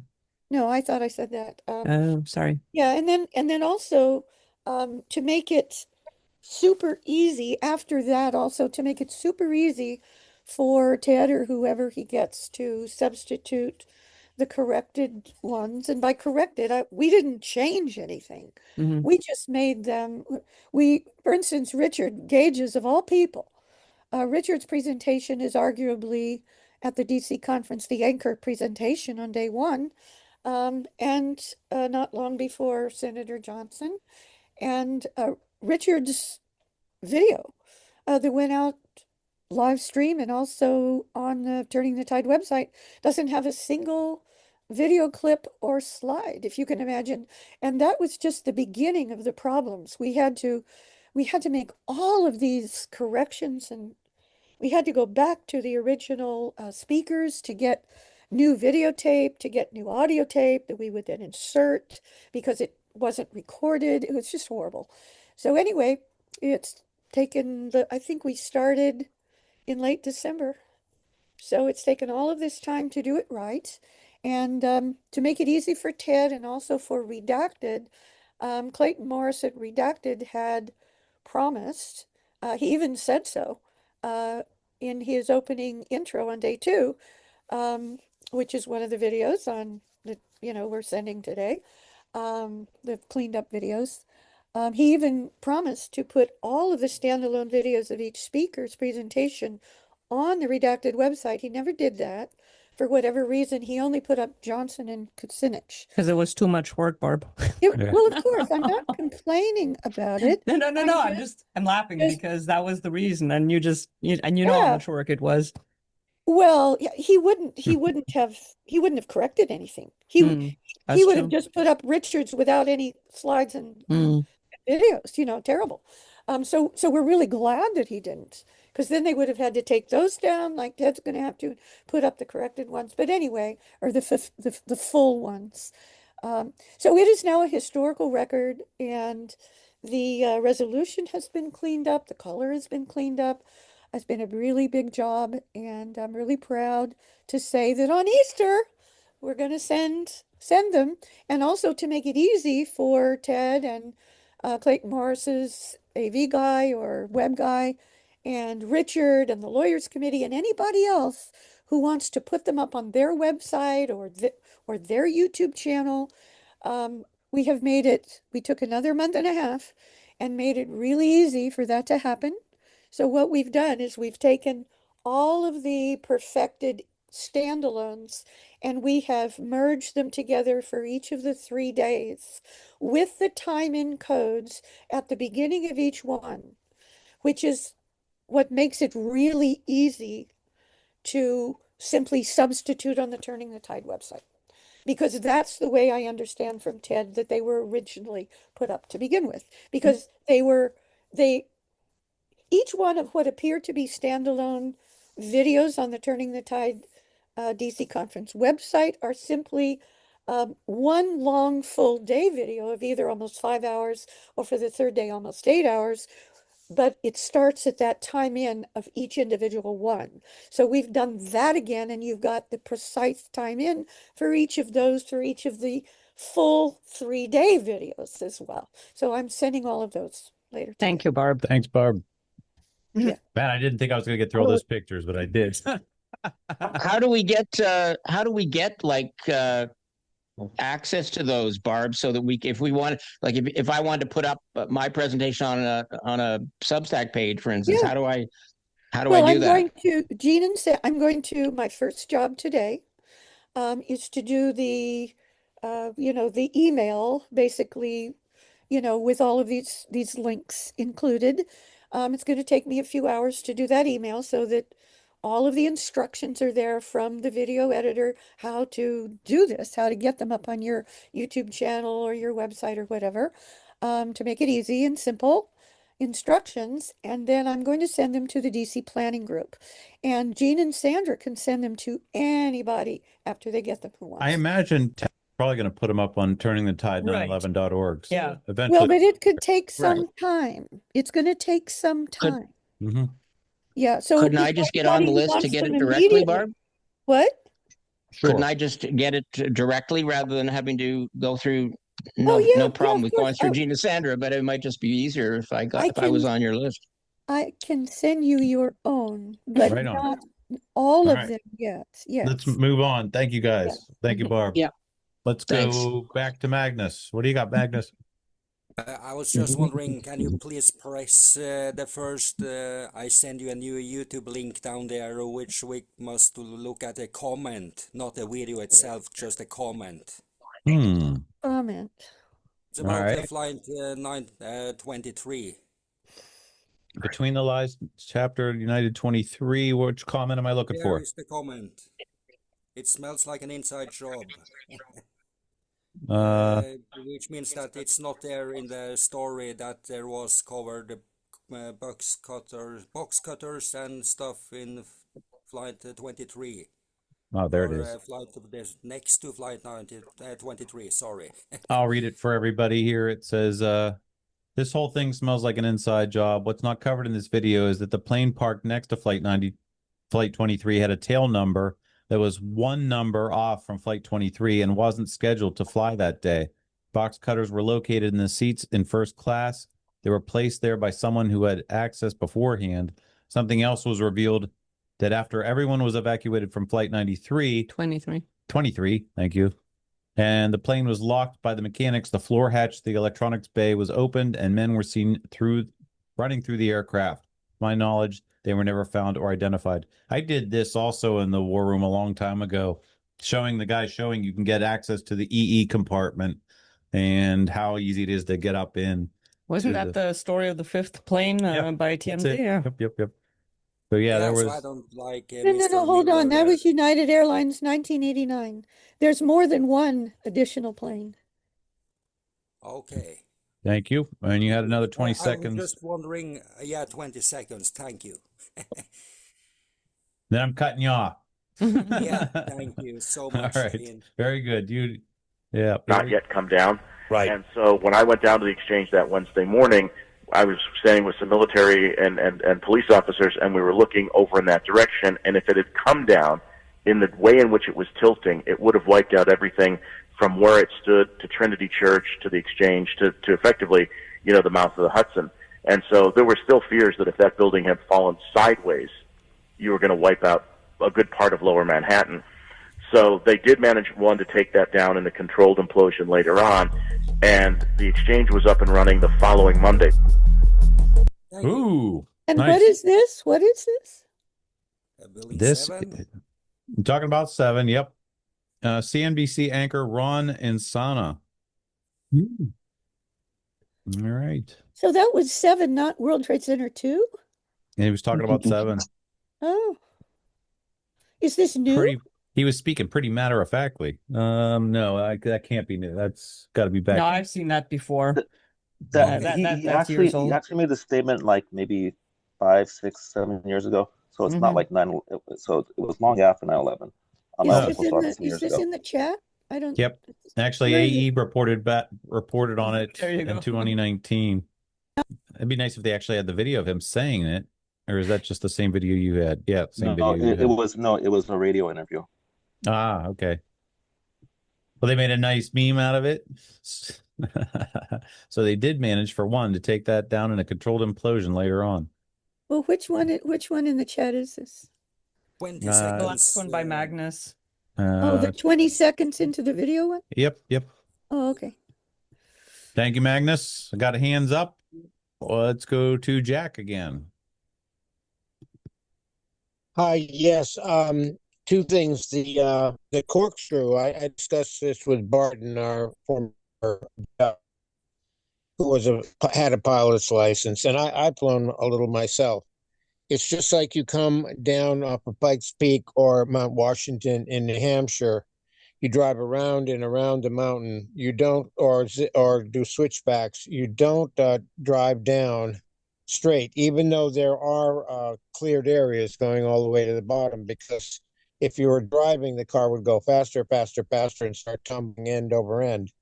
And with a plane, the same thing. If you try to dive too steeply, it goes too fast, and parts of the plane break off, and so the equivalent's going to happen to you. You won't have any control, and you'll crash. Mm-hmm. Yeah. And the other thing is that I think we really need a library where all these clips could be put, because who knows when they're going to come in handy. Especially Magnus has come up with so many good ones. Mm-hmm. Yeah, just a couple. Thank you, Jack. I just want to share real quick a tip for anybody that wants to download videos. If you don't know these couple little things, I'm going to share 2 of them. If you're trying, or 3 of them, if you're trying to download a video off of Facebook, you go to fdown.net, fdown.net. You paste that link in there, and you'll download any Facebook video, or most Facebook videos. If you want to download from X or Twitter, you go to twittervideodownloader.com. You put that link down in there, and that'll download the videos. And the last one, YouTube, and it actually will do Instagram and other ones as well. But if you go to Snapany, Snapany, Snapany, however you want to pronounce that, snapany.com. Same thing. You grab that URL, put it in there, and it'll download it as well. Again, when you download, make sure you're just downloading an MP4. Never download an EXE file. And I should put a disclaimer in here that if you download something wrong, I'm not responsible for anything. So be careful. But those 3 are great tips. fdown.net, twittervideodownloader.com, and snapany.com. And you can get a lot of these videos. Store them on a drive. Make a copy of that drive. Stick it in your sock drawer in a Faraday cage, and save it for... Not that that's where Gene has it. No, not at all. No. All right. Or like Hamuk, I'm sure he's got terabytes of drive somewhere with a lot of videos on it, which I would love. Well, I mean, that was originally the project. I mean, one of the last projects, I guess, by AE that they were going for before things kind of fell apart there. But the idea was to have a repository for all of these videos that was either disappearing from the internet or getting censored so bad that they're almost impossible to find. And yeah, I mean, it would be great to have one single go-to place to find them all. But someone would have to make it happen. And the person who says somebody should do it. Yeah, it's tough. All right. Thank you, Jack. Go to Jetty from Scotland. I'm getting pretty Hello. good. Is this working? Yeah. Yes. Aye, Yeah, mate. brilliant. Brilliant. I think a big danger with the videos is we don't consolidate what we've got just now and confirm the source, and then later on everything's AI, and it's like, yeah, that's made up, that's not real, when it is actually a FOIA release or something like that. So it is important to do that. This week, the guys and me over here have been starting to look at what analysis we would run to say about this. We came up with an interesting thing. If you, this is like a figure, I've just put it in the chat, a figure of the trust connection to the perimeter of the Twin Towers. And just looking at it, we were sitting discussing it and going through. We were told that these sagging trusses managed to pull in the perimeter columns of the Twin Towers. When you look at it, the big weak connection there are the two 5/8 inch bolts. You've only got 10/8, 1¼ inches of steel hanging on to this perimeter here, but they're connected to where the spandrels are. So you're talking about 1¼ inches versus a massive amount of steel. So if you really pull on these trusses by way of sagging or pulling or whatever you do, they're going to break at that connection there, but they're never going to pull those in. The guy does finance, one of the guys does FEA. He's run an analysis that shows that, because if the perimeter's at a temperature, these bolts are more susceptible to that temperature because there's more of their surface area available to it. If you see what I'm meaning, those bolts snap. There is no way that these can possibly pull in the perimeter. He thinks he can run an analysis that's going to show that quite clearly. So for Jerry, those that make no apologies for. Yeah, sure. Sorry. Quick question, Jerry. The perimeter columns did pull in. Yeah, they did, but the only way that you can pull them in is if the cores drop in, right? I get what you're saying. They're observed to pull in, so if it's not that, what did it? The only thing that can pull them in is if the whole slab's still connected with the horizontal shear studs, and it's being pulled down by the whole core, because then it's got purchase on the whole of the side. So this proves that there's enough of the core pulling down. So what we're trying to get to is how much of the core is required to be pulling that down to in order to pull them in, because it's not sagging trusses. They don't take any gravity load, and they just don't have the purchase on the perimeter. It's quite a simple observation, really, but I think that's what makes it very usable, very, very important in a way, because it's a very simple point. You've got 1¼ inch of steel versus a whole face load of a spandrel. It just doesn't work out. It doesn't work out in any way, shape or form when you look at it. And I'm looking forward. He says he's already got an analysis run, but I haven't seen it. But I'm looking forward to seeing those calculations. And I make no apologies for getting into the weeds. Thank you. Yep. Fair enough. Thank you. I was trying to find the famous video where what Richard was talking about, where you can see it pull in there briefly. But for the laymen that don't understand what we're talking about here, on the left side would be the perimeter columns, the outside of building 1 and 2. You have your joists that connect over to the right to the core columns, and basically this bar joist that's holding up your concrete floor is only held to the outside by 2 bolts in this top cord and 2 bolts in the bottom cord, and the two top bolts are 5/8 of an inch. That's just a little bit more than half an inch, and the two bottom bolts are 1 inch. With the dampening unit, meaning that stretches a little bit. So when the building sways, that stretching allows it a little bit of give to move. I'd like to add there as well that the slab, the actual floor slab, the concrete, would have to be compressing against itself for that to happen, and it can't do that because there isn't anywhere for it to go. In other words, it would have to push the other side in order to do that. So it actually works against itself as it turns out. But I think that's going to. I'm seeing that as being like the stiffener plates issue was to Building 7. I think that's what that issue is going to be to the towers. Thank you, Jerry, for your short jaunt through the weeds. I appreciate it.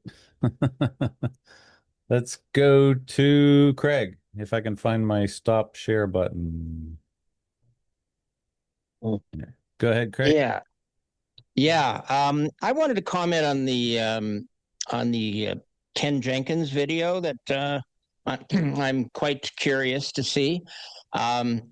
I'm delighted that event is going to be taking place, and I think I'm sure that we'll see all kinds of new reasons why the official story got a raw deal and how we should all sort of believe more of it. So I'm looking forward to that. I'm being a little facetious when I say that, of course, but not that much.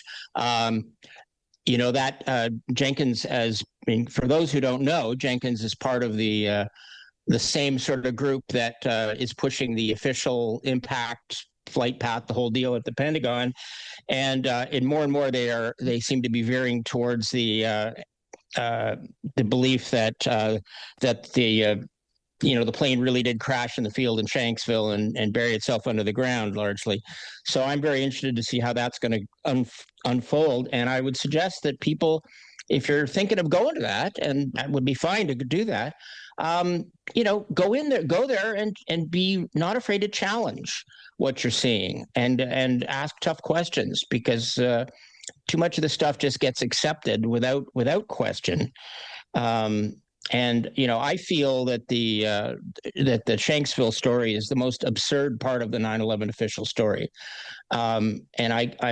It's amazing to me that anybody is still trying to push us to believe that the key part of that, which is the self-burying plane. So, unfortunately, Shanksville has just not gotten the attention, and it hasn't gotten enough of my attention. I feel badly about that. Because there's been some great work that's been done on the Pentagon, and particularly Dominic DiMaggio. He was kind of associated with the CIT guys, but kind of, I guess, not really. I don't know if he was a full-fledged member. You just said Pentagon. You meant Flight 93, right? Did I say I was comparing it to the Pentagon? But I meant Shanksville. Yeah. No, you said some great work was done on the Pentagon. Oh, I'm sorry. I meant to say Shanksville. Yes, I meant to say that. Okay. And unfortunately, not by very many people. And that's one of my personal regrets, is that I didn't push myself into that area sooner. Because it's the one that is maybe the most challenging to really understand. But there's, I made a presentation to the 9/11 and other deep state crimes teleconference going back, I'm going to guess 2018, 2019, where I basically predicted that the group that's pushing the Pentagon impact on the official path, that they would then move into, since they were pushing us towards the official story in that area, they would then begin doing the same thing with Shanksville, and I think that has been borne out. We saw Jonathan Cole make a comment on the Boston call a couple of months ago, where he basically endorsed the idea of the plane making an imprint in the ground, and used that as a way of sort of explaining the towers, and that the whole made sense if you compare it to the you'd have to watch that part, I guess, to get the proper explanation. But I just wanted to make the point that I think it's very concerning to me, but it's not surprising to me that that people that are pushing us towards the official story on the Pentagon are also prepared to do that with Shanksville. So I hope people who want to go to that are not afraid to challenge what they see. Thank you. This is why I feel guilty of being more involved in Shanksville. I live in Pennsylvania, just northeast of Pittsburgh, and I live an hour and 45 minutes from Shanksville, and I should have been more involved in it. But for whatever reason, New York became more interesting to me. But yeah, so. Well, can I just make one quick point without getting too deeply into the weeds or anything? A key element, and maybe some people know this and maybe some people don't, but a key element of this is, was the plane still in the air over Indian Lake? And Indian Lake, if you think it wasn't or it was? I don't think it was. Indian Lake is further ahead of it. Ahead of it? What do you mean by ahead of it? Like it hadn't reached it? It hadn't reached that far yet. Yes. But that's the point. If you ask Dominic DiMaggio, he'll tell you that the plane was seen over Indian Lake, which means it never crashed in the field. A couple quick things, because Dominic and I don't get along. One of those last statements to me before he was done talking to me said, "Have you ever been threatened before?" And I don't want to bleepity bleep bleep bleep, but I'm not going to talk. Real quick, here is, if I can, why would it not show it now? Flight 93 Memorial. The flight path was coming from the top left of the screen to the bottom right of the screen. This is the alleged crash site. Here's Indian Lake. Yeah. And from what I hear from a couple people, one gentleman that lives in this area up here between this, what is this thing called? I forgot what this body of water is called. Some Qualmahoning Reservoir.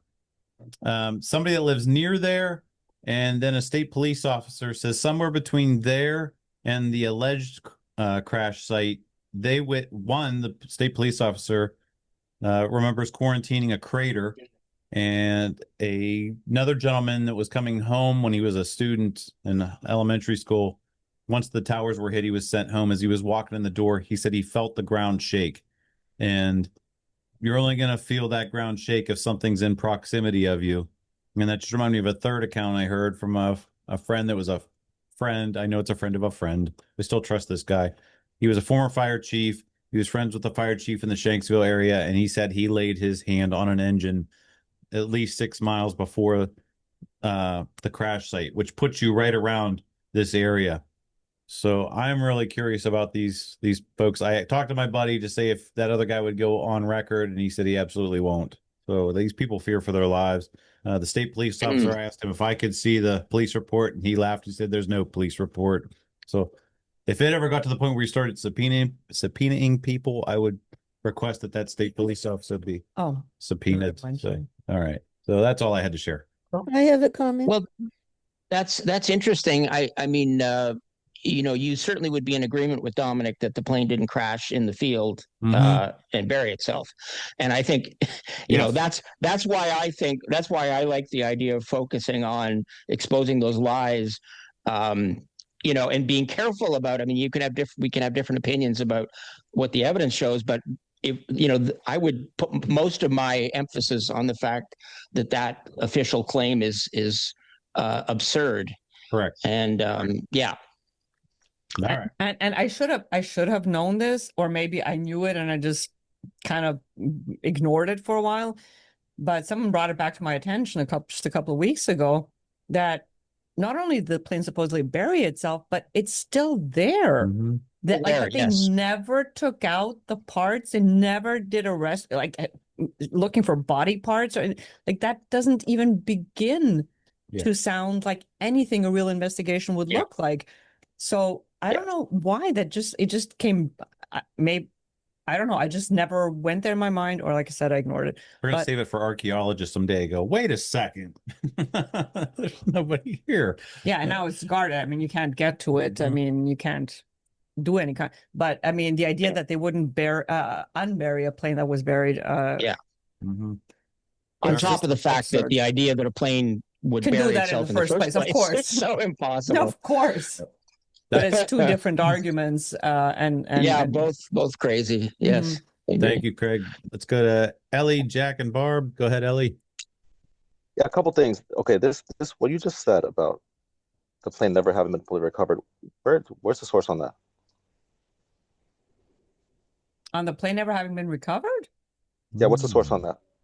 I don't have a source, but I mean, as it was said, it's like it's true. We never did hear about anything like that. Like that, all they gathered was the parts that they could find like above ground. Well, looks like Gene's trying to look for something, because I mean, if that's true, there is a source.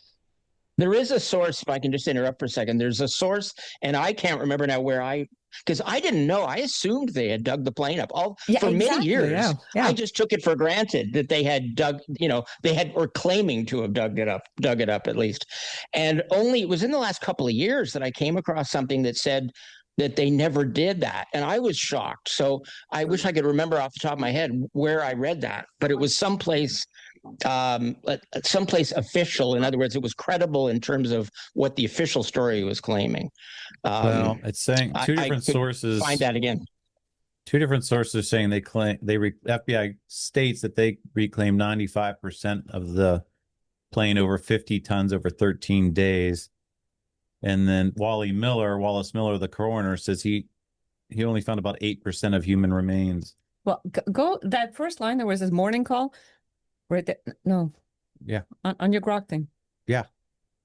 That was it, I thought. I just wanted to know Oh, sorry. I clicked on the wrong one. Yeah. Morning call 20. Similar detailed account of 95% recovery and later reburial of wreckage. Mm-hmm. What the hell is that? Yeah, what the hell is that?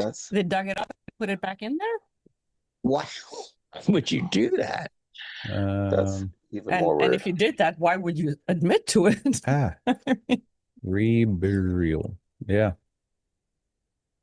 That's very weird. Wow. Okay, sorry. Okay, well, I want definitely warrants further exploration, but I want to talk about another plane-related item. I sent a link in the chat to an X post that I did maybe a year ago or 2 years ago about some of the planes that are alleged to be hijacked, because I know you guys were talking earlier about, hey, which plane was reporting, what was the fifth plane or whatever. So, I added this link that you might want to go to in the chat, because in my previous research, I was able to identify the flight numbers of 7 different planes that were reported as hijacked on 9/11. So now I guess my question there would be, that seems like an area, perhaps a weak spot for a FOIA request. I'm not sure, but see, I posted, in this post I posted the whole. Okay, here's the 4 we are told, and then there's 7 others whose tail numbers, or not tail numbers, just flight numbers we actually have that were claimed to have been hijacked. So just food for thought in terms of like a further investigation, because it seems like potentially an area where we could get some information, because no one died on those planes, ostensibly. But I know others such as Barbara, may believe that, hey, that these alleged hijacks were part of the confusion that was created to allow for the event to occur. I think that's what probably happened, but I'm curious how these planes end up being identified as hijacked, how that actually happened. I don't think we have the details on that. I know that 9/11 shoestring of 9/11, he dug up a lot of this back in the day, and I'm curious where that all leads to. Well, I think most of the confusion was generated by the fact that there were these oh my God, from NORAD, the whole missions of emergency mission, like the drills. Well, yes. Well, it's certainly possible. And so my question on what I'd like to get information from the government, if it eventually, is how did they associate these flight numbers? How were these flight numbers associated with the terror attack? Was it through the drill, or was it through something else? Wow. At one point, we thought we had 13 hijacks out of Boston alone, said an air traffic controller, Colin Scoggin. Interesting. All right. That's all. That's in the chat. I'll put it in the show notes as well. Thank you, Ellie. Jack. Yes, that one thing on the corkscrew comment. I lived in two houses that were in the path of airports, landing path, and if you're 10 miles out, a plane that's landing is going by slowly with its landing gear down, and you could easily photograph it. Everybody looks at it. So if this missile was going to land at the Pentagon and it did a normal flight approach, gradually coming down, there would be a lot of people who would have seen it. That's why they had to go in high and then corkscrew down. And the other thing is, in fact, last summer, a plane went over a house about 100 feet. It was in the air over it. The other thing is that there are pictures of the slash in Pennsylvania before and after 9/11, and they're very similar. It looks like nothing's done, and this was already there. Yeah, this car was already there. Yep. Thank you. Now I'm going to go to Barb and Susie and go around the room because I don't want to make this another 3.5 hour one, but Oh, Gene, come on. I know. Go ahead, Barb. And Gene hasn't eaten in 2 days, Yeah. and he can't wait to have dear. supper. I've been killing these nuts. Ever since the Last Supper on Thursday? Yep. Oh my God. Okay. Yeah, I just want to remind everybody, I've mentioned it on this before, maybe more than once, but the first thing, this is about Shanksville. The first thing to know, and this is in my documentary, the 9/11 Museum Virtual Walking Tour. I have actual photographs of this from inside the 9/11 Museum.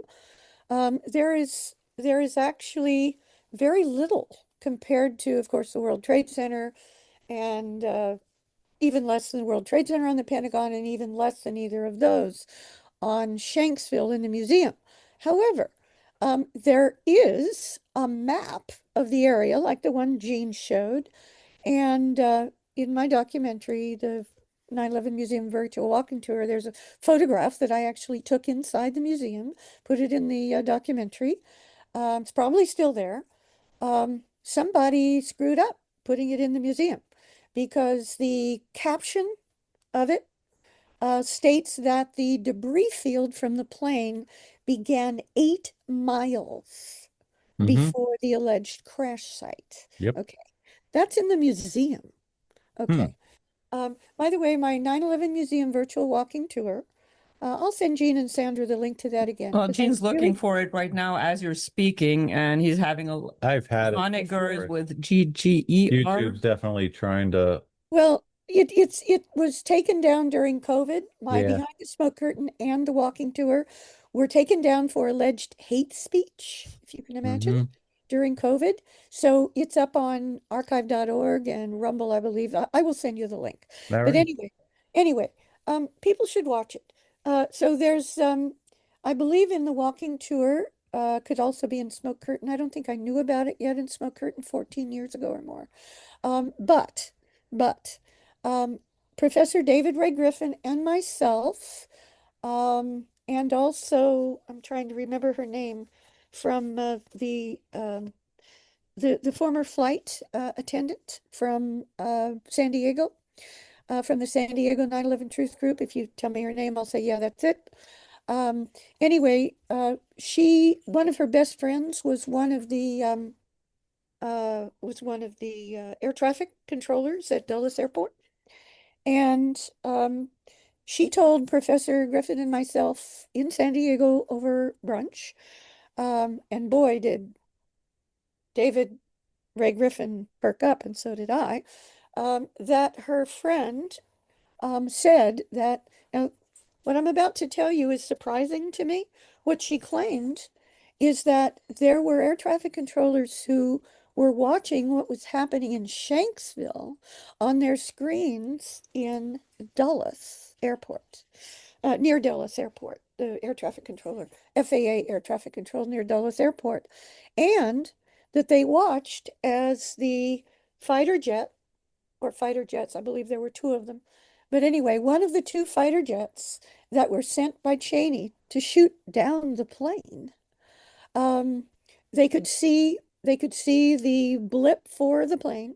Then came into the screen the fighter jets, and then from one of the fighter jets, two little blips came out of that fighter jets. Those were the missiles, and those two little blips were seen to go up towards the plane, and then it was destroyed. Yep. I have a witness that says that too, but You do? Yeah, but I can't get in touch with them anymore. You mean from Dulles Airport? No, it's air traffic controller from Pittsburgh International Oh. Airport at the time. Okay, so what you're telling us is that Pittsburgh, somebody with FAA air traffic control was looking on their screen at Shanksville from Pittsburgh. Mm-hmm. Well, that's a lot closer, actually. Yeah. Yeah. Yep. Well, Saw you know two the name of that high-speed blips. person because that would corroborate with the other witness. Yeah, unfortunately, the guy that shared that with me said that guy since then got addicted to heroin and his credibility is shot. But Oh boy. Okay. Well, was it recorded? Was his testimony recorded in any way by the other guy? no, it was the same gentleman. This is crazy. I'll just share it. His father was on the phone with the lumberyard in Shanksville, and while on the phone with him, heard the sound and said, "What was that?" The guy at the lumberyard said, "Two fighter jets just flew over my head." And I can't. I'm trying to get back in touch with those guys, but it's not looking good. But anyway. Well, Art, is everybody aware? I could find out, it's in my computer, that Congress, either Congress or the Bush-Cheney administration, I'm pretty sure it was Congress, gave the Congressional Medal of Honor or something like that to the fighter pilots who shot it down. There's even a clip with Mike Wallace of Cheney saying, "Yeah, I gave the order." Yes, I've got that. Yeah. Yeah. Anyway, all right. I got to move on. Thank you, Barb. Mm-hmm. Susie.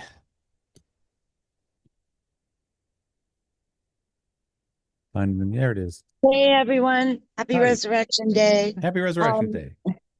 I'm a little confused only because I remember hearing about the Shanksville plane actually burrowing itself into the earth completely, and I just thought how absurd that was. But and then further hearing about the engine found 6 miles away, and now what Barbara's stating about the museum information.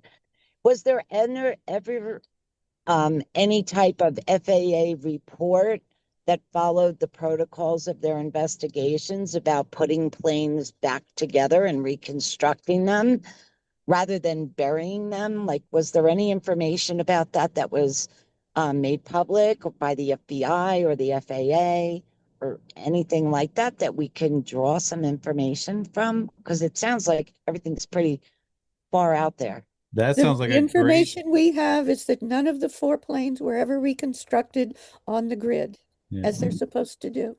Well, yeah, I would believe that about the Trade Center planes and even the Pentagon planes, if there was one, that they were totally disintegrated. But as far as recovering 95% of the plane and claiming that, then that means they would have to have every stitch and bolt and plate and every, engines, everything. What would be the other 5% except for what was found within an 8-mile radius? I'm actually going to write that one down because Mick is working with Sandra and I on getting a Pennsylvania grand jury, and I'm looking for things to bring up that falls under Pennsylvania jurisdiction, and that.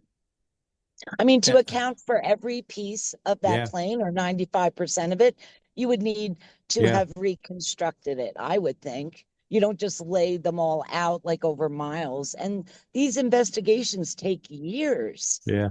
I mean, we've even stated that in 9/11 explosive evidence, where I forget his name, forgive me, Richard, but who said that's what you do. That's the protocols and the investigations after a plane wreckage. Yeah. I wish Christina Borgerson was still around. That's a great question. Thank you for that. Yep, it's a good I'm one. just interested. And I did want to just ask a question. so I don't have to do the go around the room thing with you guys. Do you think that Mick might be a really good resource for putting together, or at least, you know how I am with this Lutnick FOIA request that I want to get going here. Do you think he might be a good resource to be able to help construct that? We've already started talking to him about that, and I think he's starting to look into it. I think I sent him a bunch of data, but anything I get back from Mick on that, I'll include you because you're equally as interested as we are on that avenue. So, yeah. Okay, thank you. And then one more thing for Richard. In compiling all this documentation to bring to Ron Johnson the irrefutable evidence, whatever it is, has there been any contact since last year with Kucinich or Ron Johnson on this topic whatsoever? Well, yeah, I spoke with Ron Johnson a couple months ago or so. Not Kucinich. Oh, okay. I was just curious, like where, you know, he's been really out of the spotlight lately, as far as I can see. So I just don't know what he's focused on, and was just wondering if this was an ongoing contact that you're having, or if he's just waiting for the final entry. Oh, he's waiting and we're doing our work. Yeah. Okay. Thank you. And Gail, good to see you and not seeing you. Glad you're here. Thank you, Susie. Thank you very much. Just really quick, I don't normally go on this call because I have 2 other Zoom calls that are like 1 to 2 hours each on Sunday during this call, unfortunately. So yeah, so that's been for about 3 years now. So they canceled those meetings today because of Easter. So I get the treat of being here with everybody. Oh, and I enjoy it very much. I love seeing everybody's faces and hearing everybody's input and catching up on all this stuff. Thank You're you, not here with Magnus. me. Thumbs up. Where are I'm you? outside laying in the sun. Oh, and that's Richard's, where I was wondering where you were. you were gone down at the neighbor's house. So yeah, I'm out here sunbathing. Nice. Yeah. But Well, since I anyways, got thank you. Go since ahead. I got you, Gail, anything for the group Yes. wrapping up? You'll kick it off. Okay, thank you. No, great call. Like I said, I just really miss being on it and seeing everybody. And yeah, great input. Yeah, each one of you, just know how special you are and you are so loved. And yeah, so thank you. Thank you, Gail. Mhm. And we'll go to the other half, better half. I don't know. No, other half. I don't know. Whatever. Anyway, Richard. No new news today. All right. It's still working on episode 6. Been Yes, very and it is busy, a right? grind. I mean, oh my God, I have to find every little thing Mick said, and it's in all different sets of files, and it's very complicated. And I'm working hard on it, but I can only put in about 4 hours a day. So it'll get done soon. Give them a little tidbit on what topics you're going to cover in that. Yeah, we've got foreknowledge of Building 7's collapse. We've got the destruction of evidence, which covers all of the towers. And we've got experts agreeing and thus their conclusions. So we end this series on Building 7 with that. So that nicely wraps up 6 episodes of Building 7. And then episode 7 will be the extreme heat. And so I've had to work on that in order to, because I'm tripping over it on the way to getting episode 6 done. So I've got episode 7 sort of lined up. That'll go a lot faster. Nice. Thank you, sir. Good to see you. You too. Let's go back in order. I don't know where Mike's at. Let's go to Jane and Humuk. Yeah, I was wondering if there was we could have a link to Mix Saturday at 5 o'clock. Yeah, we'll get that to you. Oh, okay. Because it's one of those long Zoom addresses that are tough to. All right, so that you'll Send it to me also. Yeah. Send it to each of our emails. Yeah. Will do. And me too, please. And Susie, you got it? Don't forget the password and Jane, We'll get all that. Rosie. All right. Otherwise, all? that's it. Thank you Thank for you. Oh, I wanted to mention a couple of things. One, the Shanksville, uh, nobody mentioned the debris field. There was this huge debris field, as I understand it, at least Yes. I was observing at the time. And that sort of validates the shoot down theory. Mhm. I want to get Barb's links to Turning the Tide sent to me directly so I can start those. Quick question on that one, Hamuk first. The debris field spread out. Um, I'm I'm hoping somebody has documented that in more detail than you just did, because that's really important evidence, really important. And I haven't seen it in 20 years. Well, that's true, and neither have I. I just heard about it at the time, and it seemed really that was telling me what was happening. Well, it's David documented in the Mikewinkle. David Mikewinkle. Whoa, sorry. it's documented in the museum, the 9/11 museum. Oh, well, there you have it. Can I also mention that that what I remember, and I'm trying again, this is not recent, so I don't recall if this might have been in one of Griffin's books or, but my understanding was that there were two debris fields, and which is even more suspicious that there was one like about 3 miles from the field in Shanksville and a separate debris field about 8 miles away.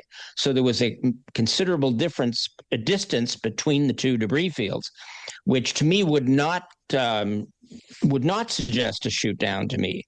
It would suggest perhaps some, maybe this was, I don't know what it suggests exactly now that I think about it, but it doesn't suggest a real plane crash to me. It suggests maybe a staged debris field or something for, I don't know why they would stage two separate debris fields, but I also don't know why a real plane being shot down would create two distinctly separate ones.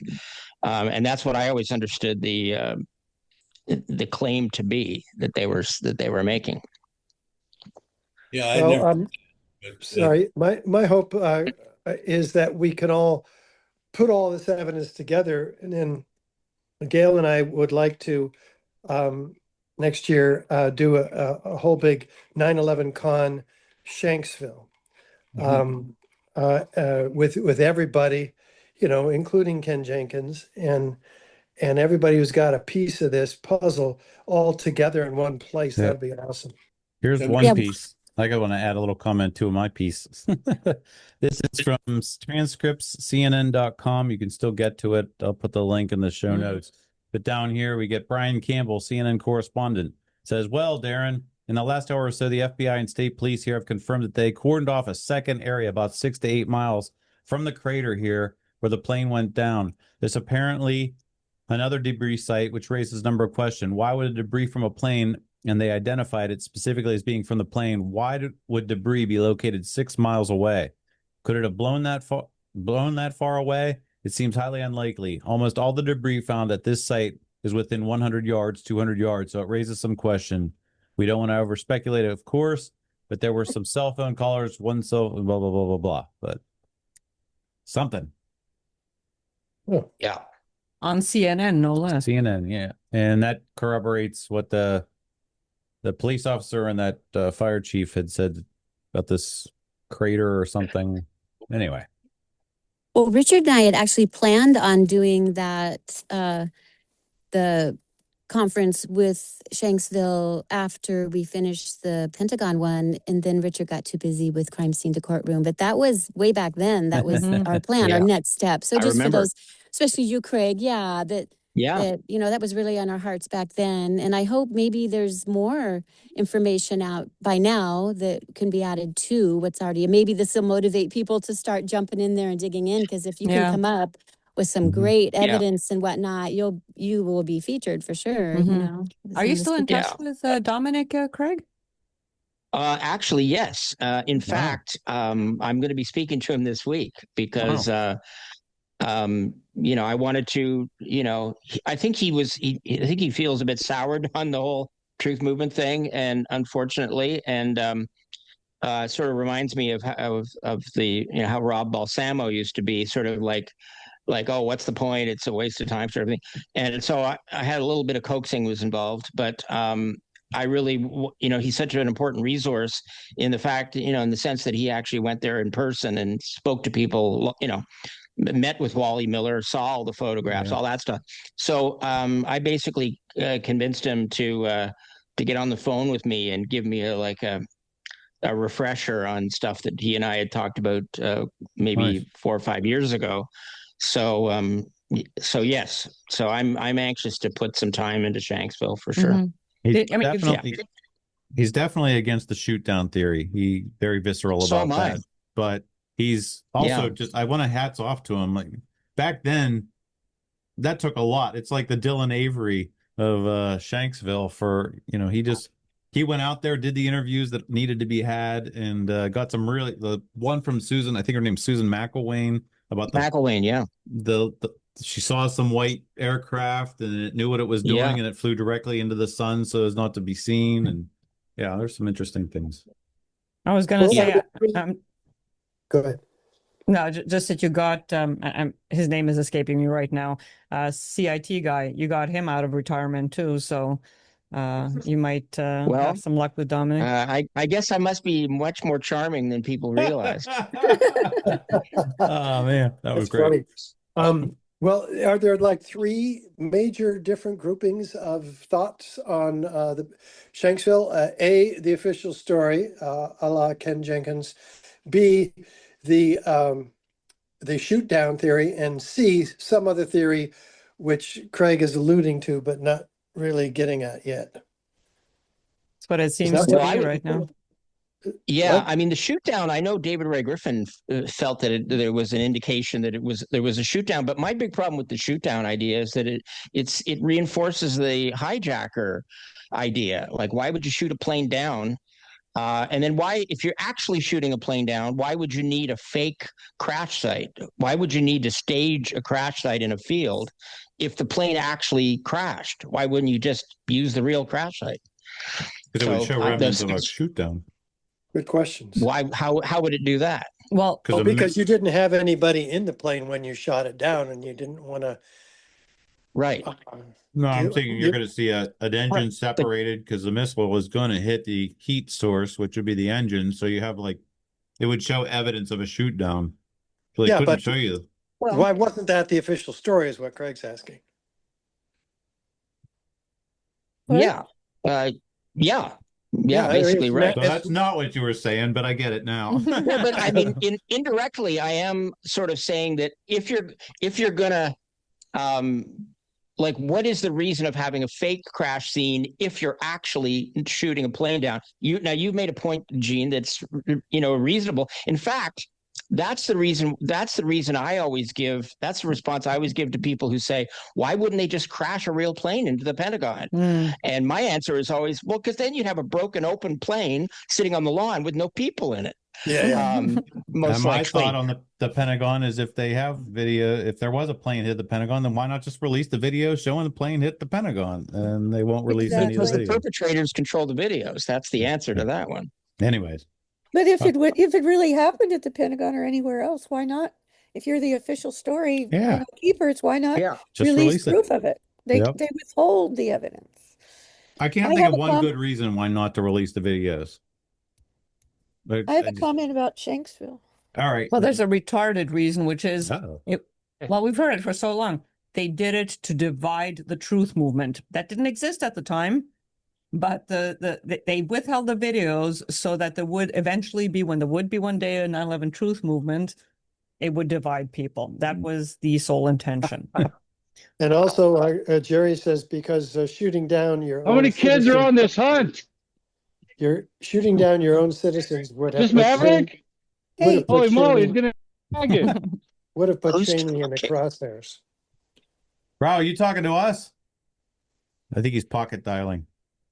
It's Yeah, going I on. couldn't hear Richard. Richard, could you repeat? Jerry says it would have put Cheney in the crosshairs to shoot down your own citizen. Ah. That doesn't seem like about Cheney would be Shanksville. caring about that. Well, he did not want to be in the crosshairs because he's just trying to get rid of attention, not garner it. Yep. Do you want to But- go to Susie or me first? Let's finish Susie. Susie, do you have anything else? Yeah, I mean, not just regarding what Craig was saying about fake crash sites and whatnot. But there have been several scenarios of planes being shot down. One was the Malaysia Flight 17, as well as the Lockerbie in 1988. And their debris fields were 20 square miles after being shot down. So I see where it's feasible that they were shot down. And then that always brings to mind about, in hostage situations, hijackings, things like that, getting rid of a few people is worth saving hundreds of thousands kind of thing, So as far as, being ordered to shoot down a plane that could cause a lot more damage, and, sacrifice a few lives versus, for the benefit of a lot more. But just This was just supposed to getting be into around the that. room. Yes. Yeah, sorry. But Susie, Yes. are you saying that Lockerbie was a shoot down? Because that's the first I'm hearing of it. No, that was a bomb. That It was a bomb. Okay, but that would However, explain a 20-mile, like a big radius of debris. right, but Malaysia was shot down by a missile over Ukraine, and they were at Yes. about 33,000 feet, and the debris field size was scattered over an area of 20 square miles. I Yeah. said like 50 square. And the spread distance in some pieces, they say, including the cockpit and the business class sections, landed several miles apart from the tail and the rear fuselage of the Wow. plane. So, that scenario sounds like that plane was shot and Yes. cracked the whole thing in half, Mm. But I'm just saying, the 6 or 8 miles isn't something that's not believable. If there Well, was a two shoot down. distinct debris fields doesn't sound very believable to me. Well, two Well, they're craters, always- right? Not craters. Well, Not craters? no. Okay. Two debris Debris. fields 8 miles apart doesn't sound very Right. credible. But that's exactly what Malaysia was. It was 20 miles apart and two distinct debris fields. So you had the Well, point of impact yeah. plus other parts of the plane. So One would be the plane being separated from where the missile hit, and then what I propose is the state police officer saying there was a crater, and the fire chief saying he laid his hands on an engine. Then the second debris field would be the rest of the plane finally hitting the ground. right, exactly. That's what I meant by impact to the ground, Mm. not Got the it. missile. Or Got yeah. it. Mhm. All right.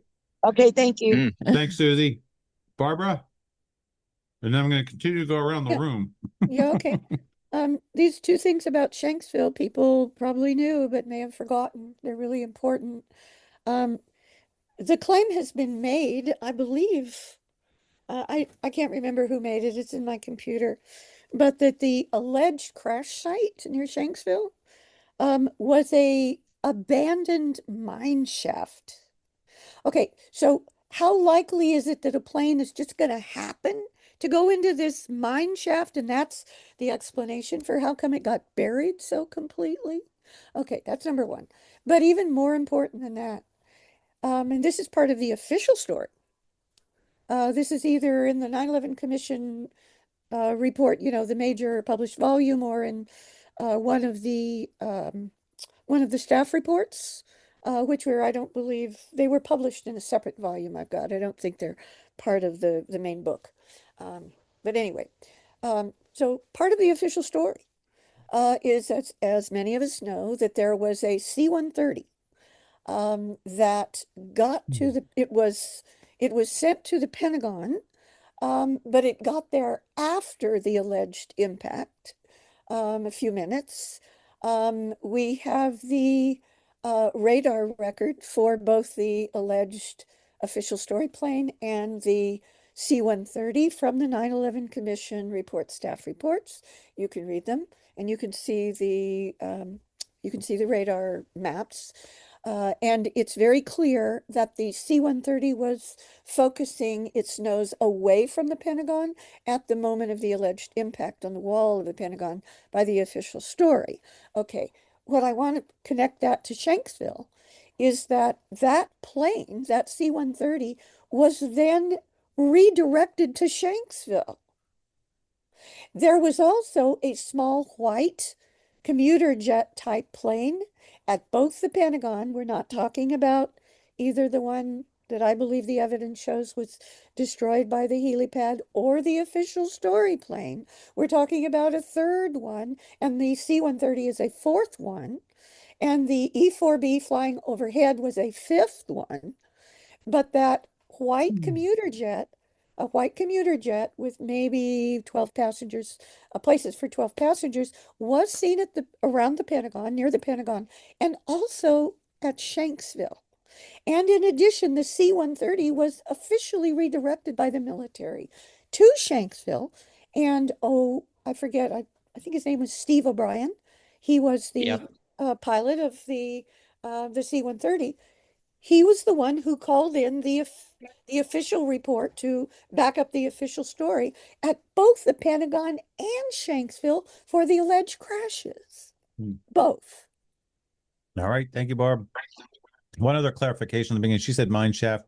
It struck a reclaimed coal strip mine area, formerly the Diamond T mine owned by PBS Coals. The ground, this is alleged, this part's alleged. Quote, the ground was soft and loose from prior mining and reclamation efforts, causing much of the aircraft to bury itself deeply and fragment. Yeah, right. So shaft might not have been the perfect word, but you got the point. Not a shaft mine, but a reclaimed coal strip mine, a strip mine base. And that there is often, and I got to verify this, I think I started to look into this before, the scar that it landed into already was there in the terrain before the... That's right. Yeah. And the official story claims that the plane was upside down. Yeah. Okay. Yeah. Who was I? Craig, anything for the group? There was something just mentioned 10 seconds ago that I wanted to comment, and now it's escaped my memory. So I guess you got away with that one. I wanted to say, I know what it was. Sorry about that. I know what it was. The C-130, the Steve O'Brien guy at the Pentagon, my recollection, and again, I'm going by my memory here, I believe he witnessed the path of the plane, the approaching plane, and his account contradicts the official flight path. So I could dig more up for a future call on that to explain that. But I just wanted to say, in general, I wanted to say that I really appreciated what Mick was doing. And I have to say that the call we did yesterday, it's the first time I can recall somebody who is maybe not specializing in the Pentagon, but who has really taken that much time to just directly ask questions and why do you think this and what do you think about this, to that extent. And I have to say it was very refreshing. It's not to say other people haven't been open or whatever. I'm not saying that, but just to have to get a chance to not in a sort of with no need for an adversarial kind of an arrangement, but just get a chance to explain and give whatever. I just have to give tip my hat off to Mick for being open to that, because I wish we maybe we did that kind of thing more often. Yeah, and I could add to that, he's very engaged with the Pentagon right now, and for good reason. Yeah. He made it very clear to us that he agrees. He does not agree with the official story, number one. Yeah. Number two, he is very serious. We'll see what happens, because presumably the 5 members, including Richard here, and Mick and the 3 others, and Raul, I believe, is still on. So we have 3 members on. I guess we have 2 of the 5 members of the side group on. They're going to presumably vote on what gets in the final report. But Mick is very serious about having serious information about the Pentagon in what he calls the roadmap section. So the way they're envisioning the report now. Barb, can we wrap this up, please? Yeah, okay. You always say that to me. Well, there's anyway. Anyway, I'm just commenting on what Craig commented. I know that's not the point for this. I'm going to finish my sentence. Thank you. So he's very serious about advocating within the group of 5 for this report to Senator Johnson to have at least two parts. The first part would be the so-called incontrovertible evidence according to them. And that's very important, he believes, so do I, and everybody else can speak for themselves. But I made it clear that I agreed with it. To separate out the second section would be the roadmap, where they would recommend to Senator Johnson's Senate Investigation Committee to do subpoenas, to do FOIAs, who should you bring in, to give testimony before or after the hearings. What's the roadmap? And he's very serious about including the Pentagon in that section. Thank you. Yeah. Any other final things before I go around the rest of the room? Well, just I'll hold back on my comment about the Richard's idea about the Pentagon conference, which I think, or the Shanksville conference. That's pretty exciting, and I think that's great. If he and Gail follow through on that, that'll be terrific. I'm just going to plant this seed, though. I don't think you should assume or just take it for granted at this point that Ken Jenkins belongs in that conference necessarily. Just because he's pushing what I would consider to be the official story, I don't think that we should automatically give that point of view a place at the table. It may merit it. Maybe the case is credible that he makes. I don't think that's likely.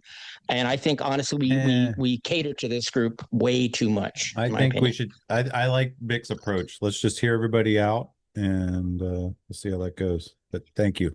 Well, let's get somebody to just from the government. Then let's get somebody that Sure. let's get the government story right from the source. Why do we Let's need get Zellico? I mean, invite That'd Zellico. be great. exactly. I mean, If somebody can get Zellico on the Boston 9/11 Truth Call, that would be amazing. Yeah. I mean, look, I'd just be curious how anybody can make any sense of the official story on Shanksville at all. So I'd be curious to hear the arguments. I mean, and that would reinforce counter arguments. So I'm good with it. Anyways, we'll see when the time we'll see comes. how it goes next Yeah. week. Yeah. All right. Yeah, I want to say, I think that when you went to Jane and Humuk, you addressed Humuk, but I'm not sure Jane got to. Yeah, she has to. Did? Okay. Something. Okay, sorry. You good? You're good. All right, sorry. Thank you, sweet Jane and Humuk. Magnus, anything for the group? No, have a great week, everyone, and thank you for all the great news, and keep up the great work. See you Thank next you, Magnus. time. I'm welcome. Great. Yep. Thank you for the videos. Thank you. Jack, anything for the group?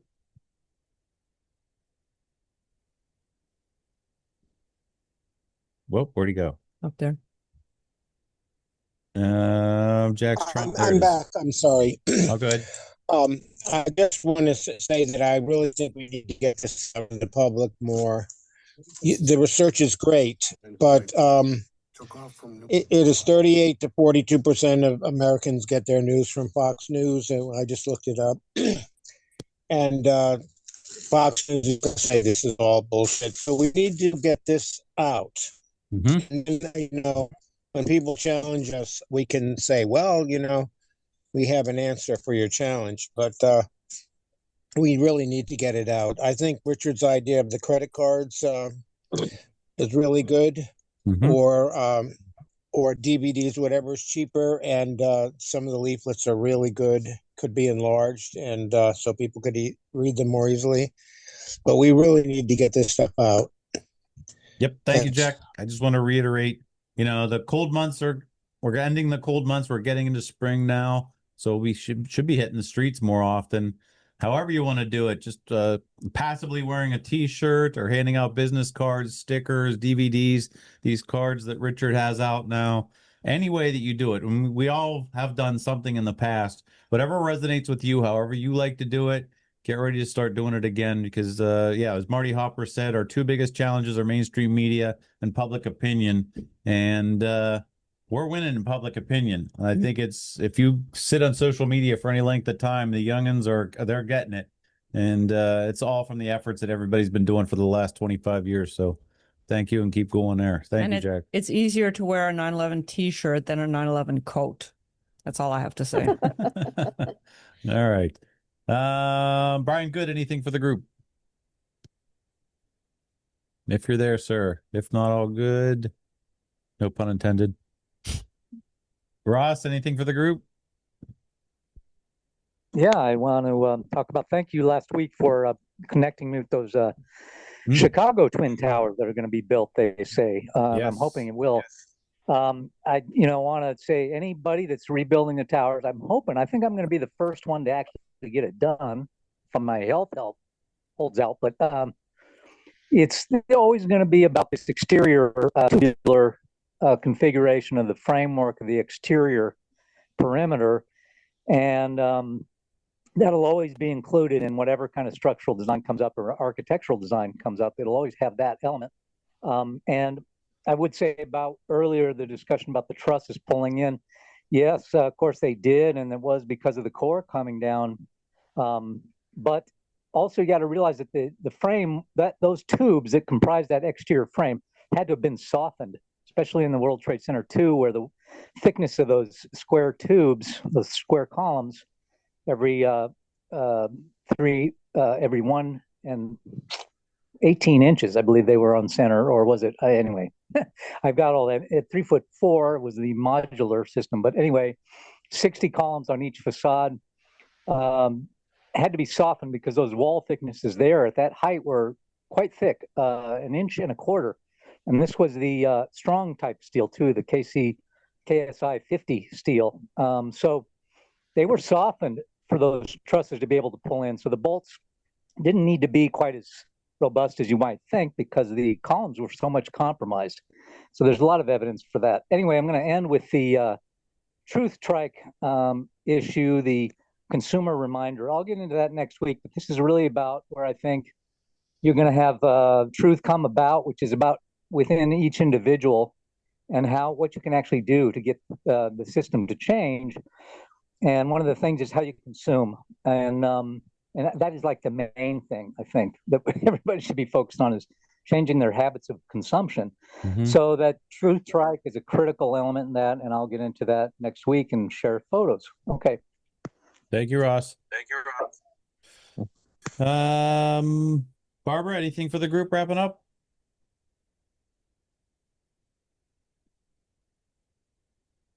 Joshua, anything for the group? Sorry, I was on there we mute. No, that's fine. Okay, thank you, Barb. Joshua? I posted in the group chat at 5:39 one video and one article on Ziad Jarrah, who we mentioned earlier tonight. Nice.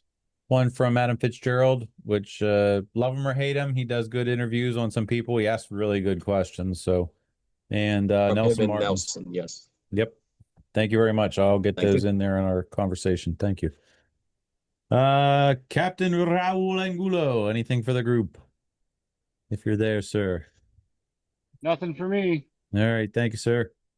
JB in Atlanta, anything? I'm good. Thank you. Thank you. Sue? Boston? Yeah. I just wanted to say thank you for a really positive meeting. I appreciate that. And Boston 9/11 Truth, some of the activities we have lined up on April 20th.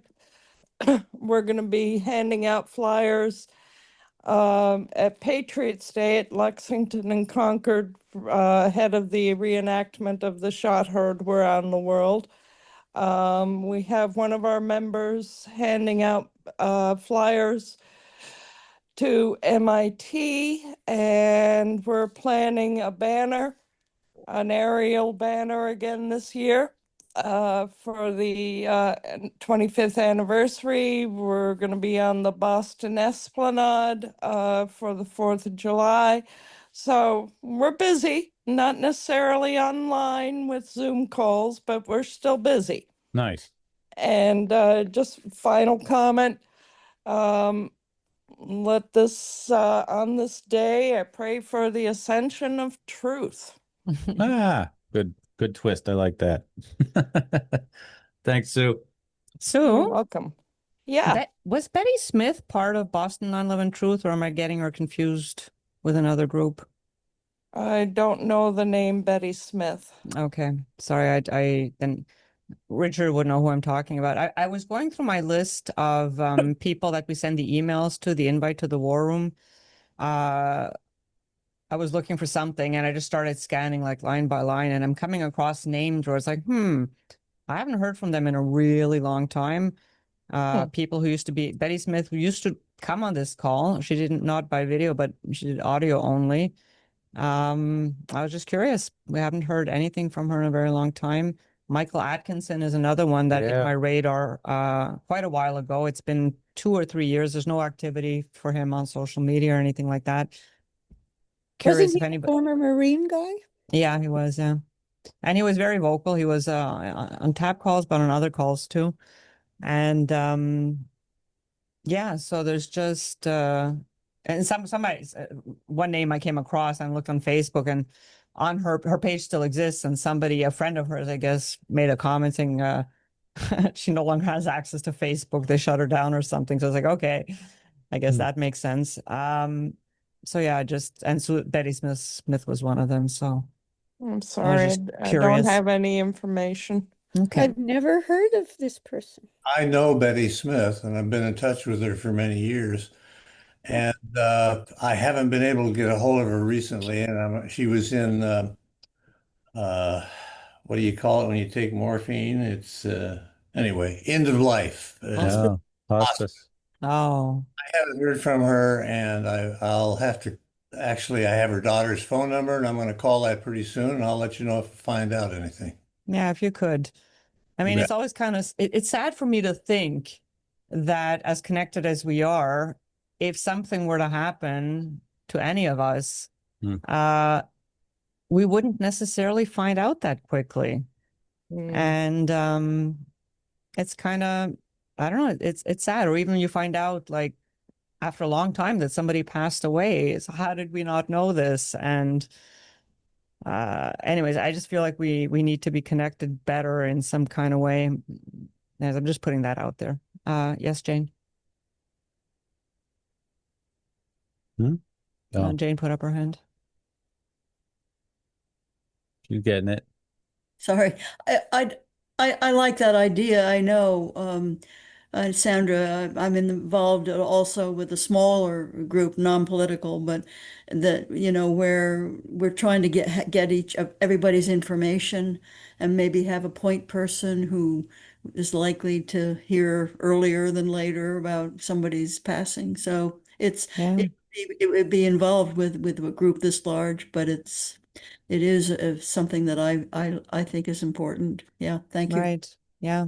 I don't know. I mean, maybe, in this group, you just select someone in your entourage that you trust. And it doesn't have to be from 9/11. It could just be, here's my sister's contact info. And, if you ever have any question, if anything happens, she's my contact person kind of thing.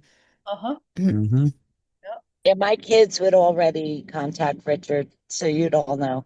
Right. I mean, if there's some people where it would happen quicker because we already have internal connections, we have each other's phone numbers, we've seen each other in person kind of thing. But not everybody's connected that way. So Right. All right. One last person to go. That would be our favorite Skoltzman. And Jerry, anything for the group? Yeah, you'd know about me. I'd come back and fucking haunt you all. But on a serious note, I think the areas of the official story, the proponents of it who wrote the official story, withhold evidence where they can. It's easier to withhold evidence around the Pentagon and Flight 93. There's less witnesses there. And I don't think they did it I don't think they did it intentionally to divide a movement, but it does hedge their bets. They can come out, they can change their story, they can pivot from one thing to another. And it does kind of invite speculative comment, and it leaves them that area to say, well, yeah, you go and spin your wheels there. They can't deny it. Very well evidenced by Richard earlier that, well, the columns did bow in. Yeah, they did. And they can't deny that, just like we can't. In other words, if you've got 200 videos and 20,000 people watching the towers, it's more difficult to bury evidence than it is at Shanksville and at the Pentagon. But I commend anybody who goes for those areas of research for that very reason, because they're more difficult. But great call. Thank you. Thank you. Thanks, Jay. Sandra? No, I think I said what I had to say. Just glad to see everyone. And I just want to reiterate that, the government not giving us the answers we deserve is what created this environment of conspiracy thought. If they would give us all of the information, we would know quite explicitly what happened that day. So keep fighting the fight. And thank you guys for being here. Have a good evening and a great week. All right. Talk to you in a week, guys. Hey, everybody. Bye, Happy guys. Resurrection Day. Bye. Bye. Happy Easter. Gentlemen, you can't fight in here. This is the war room.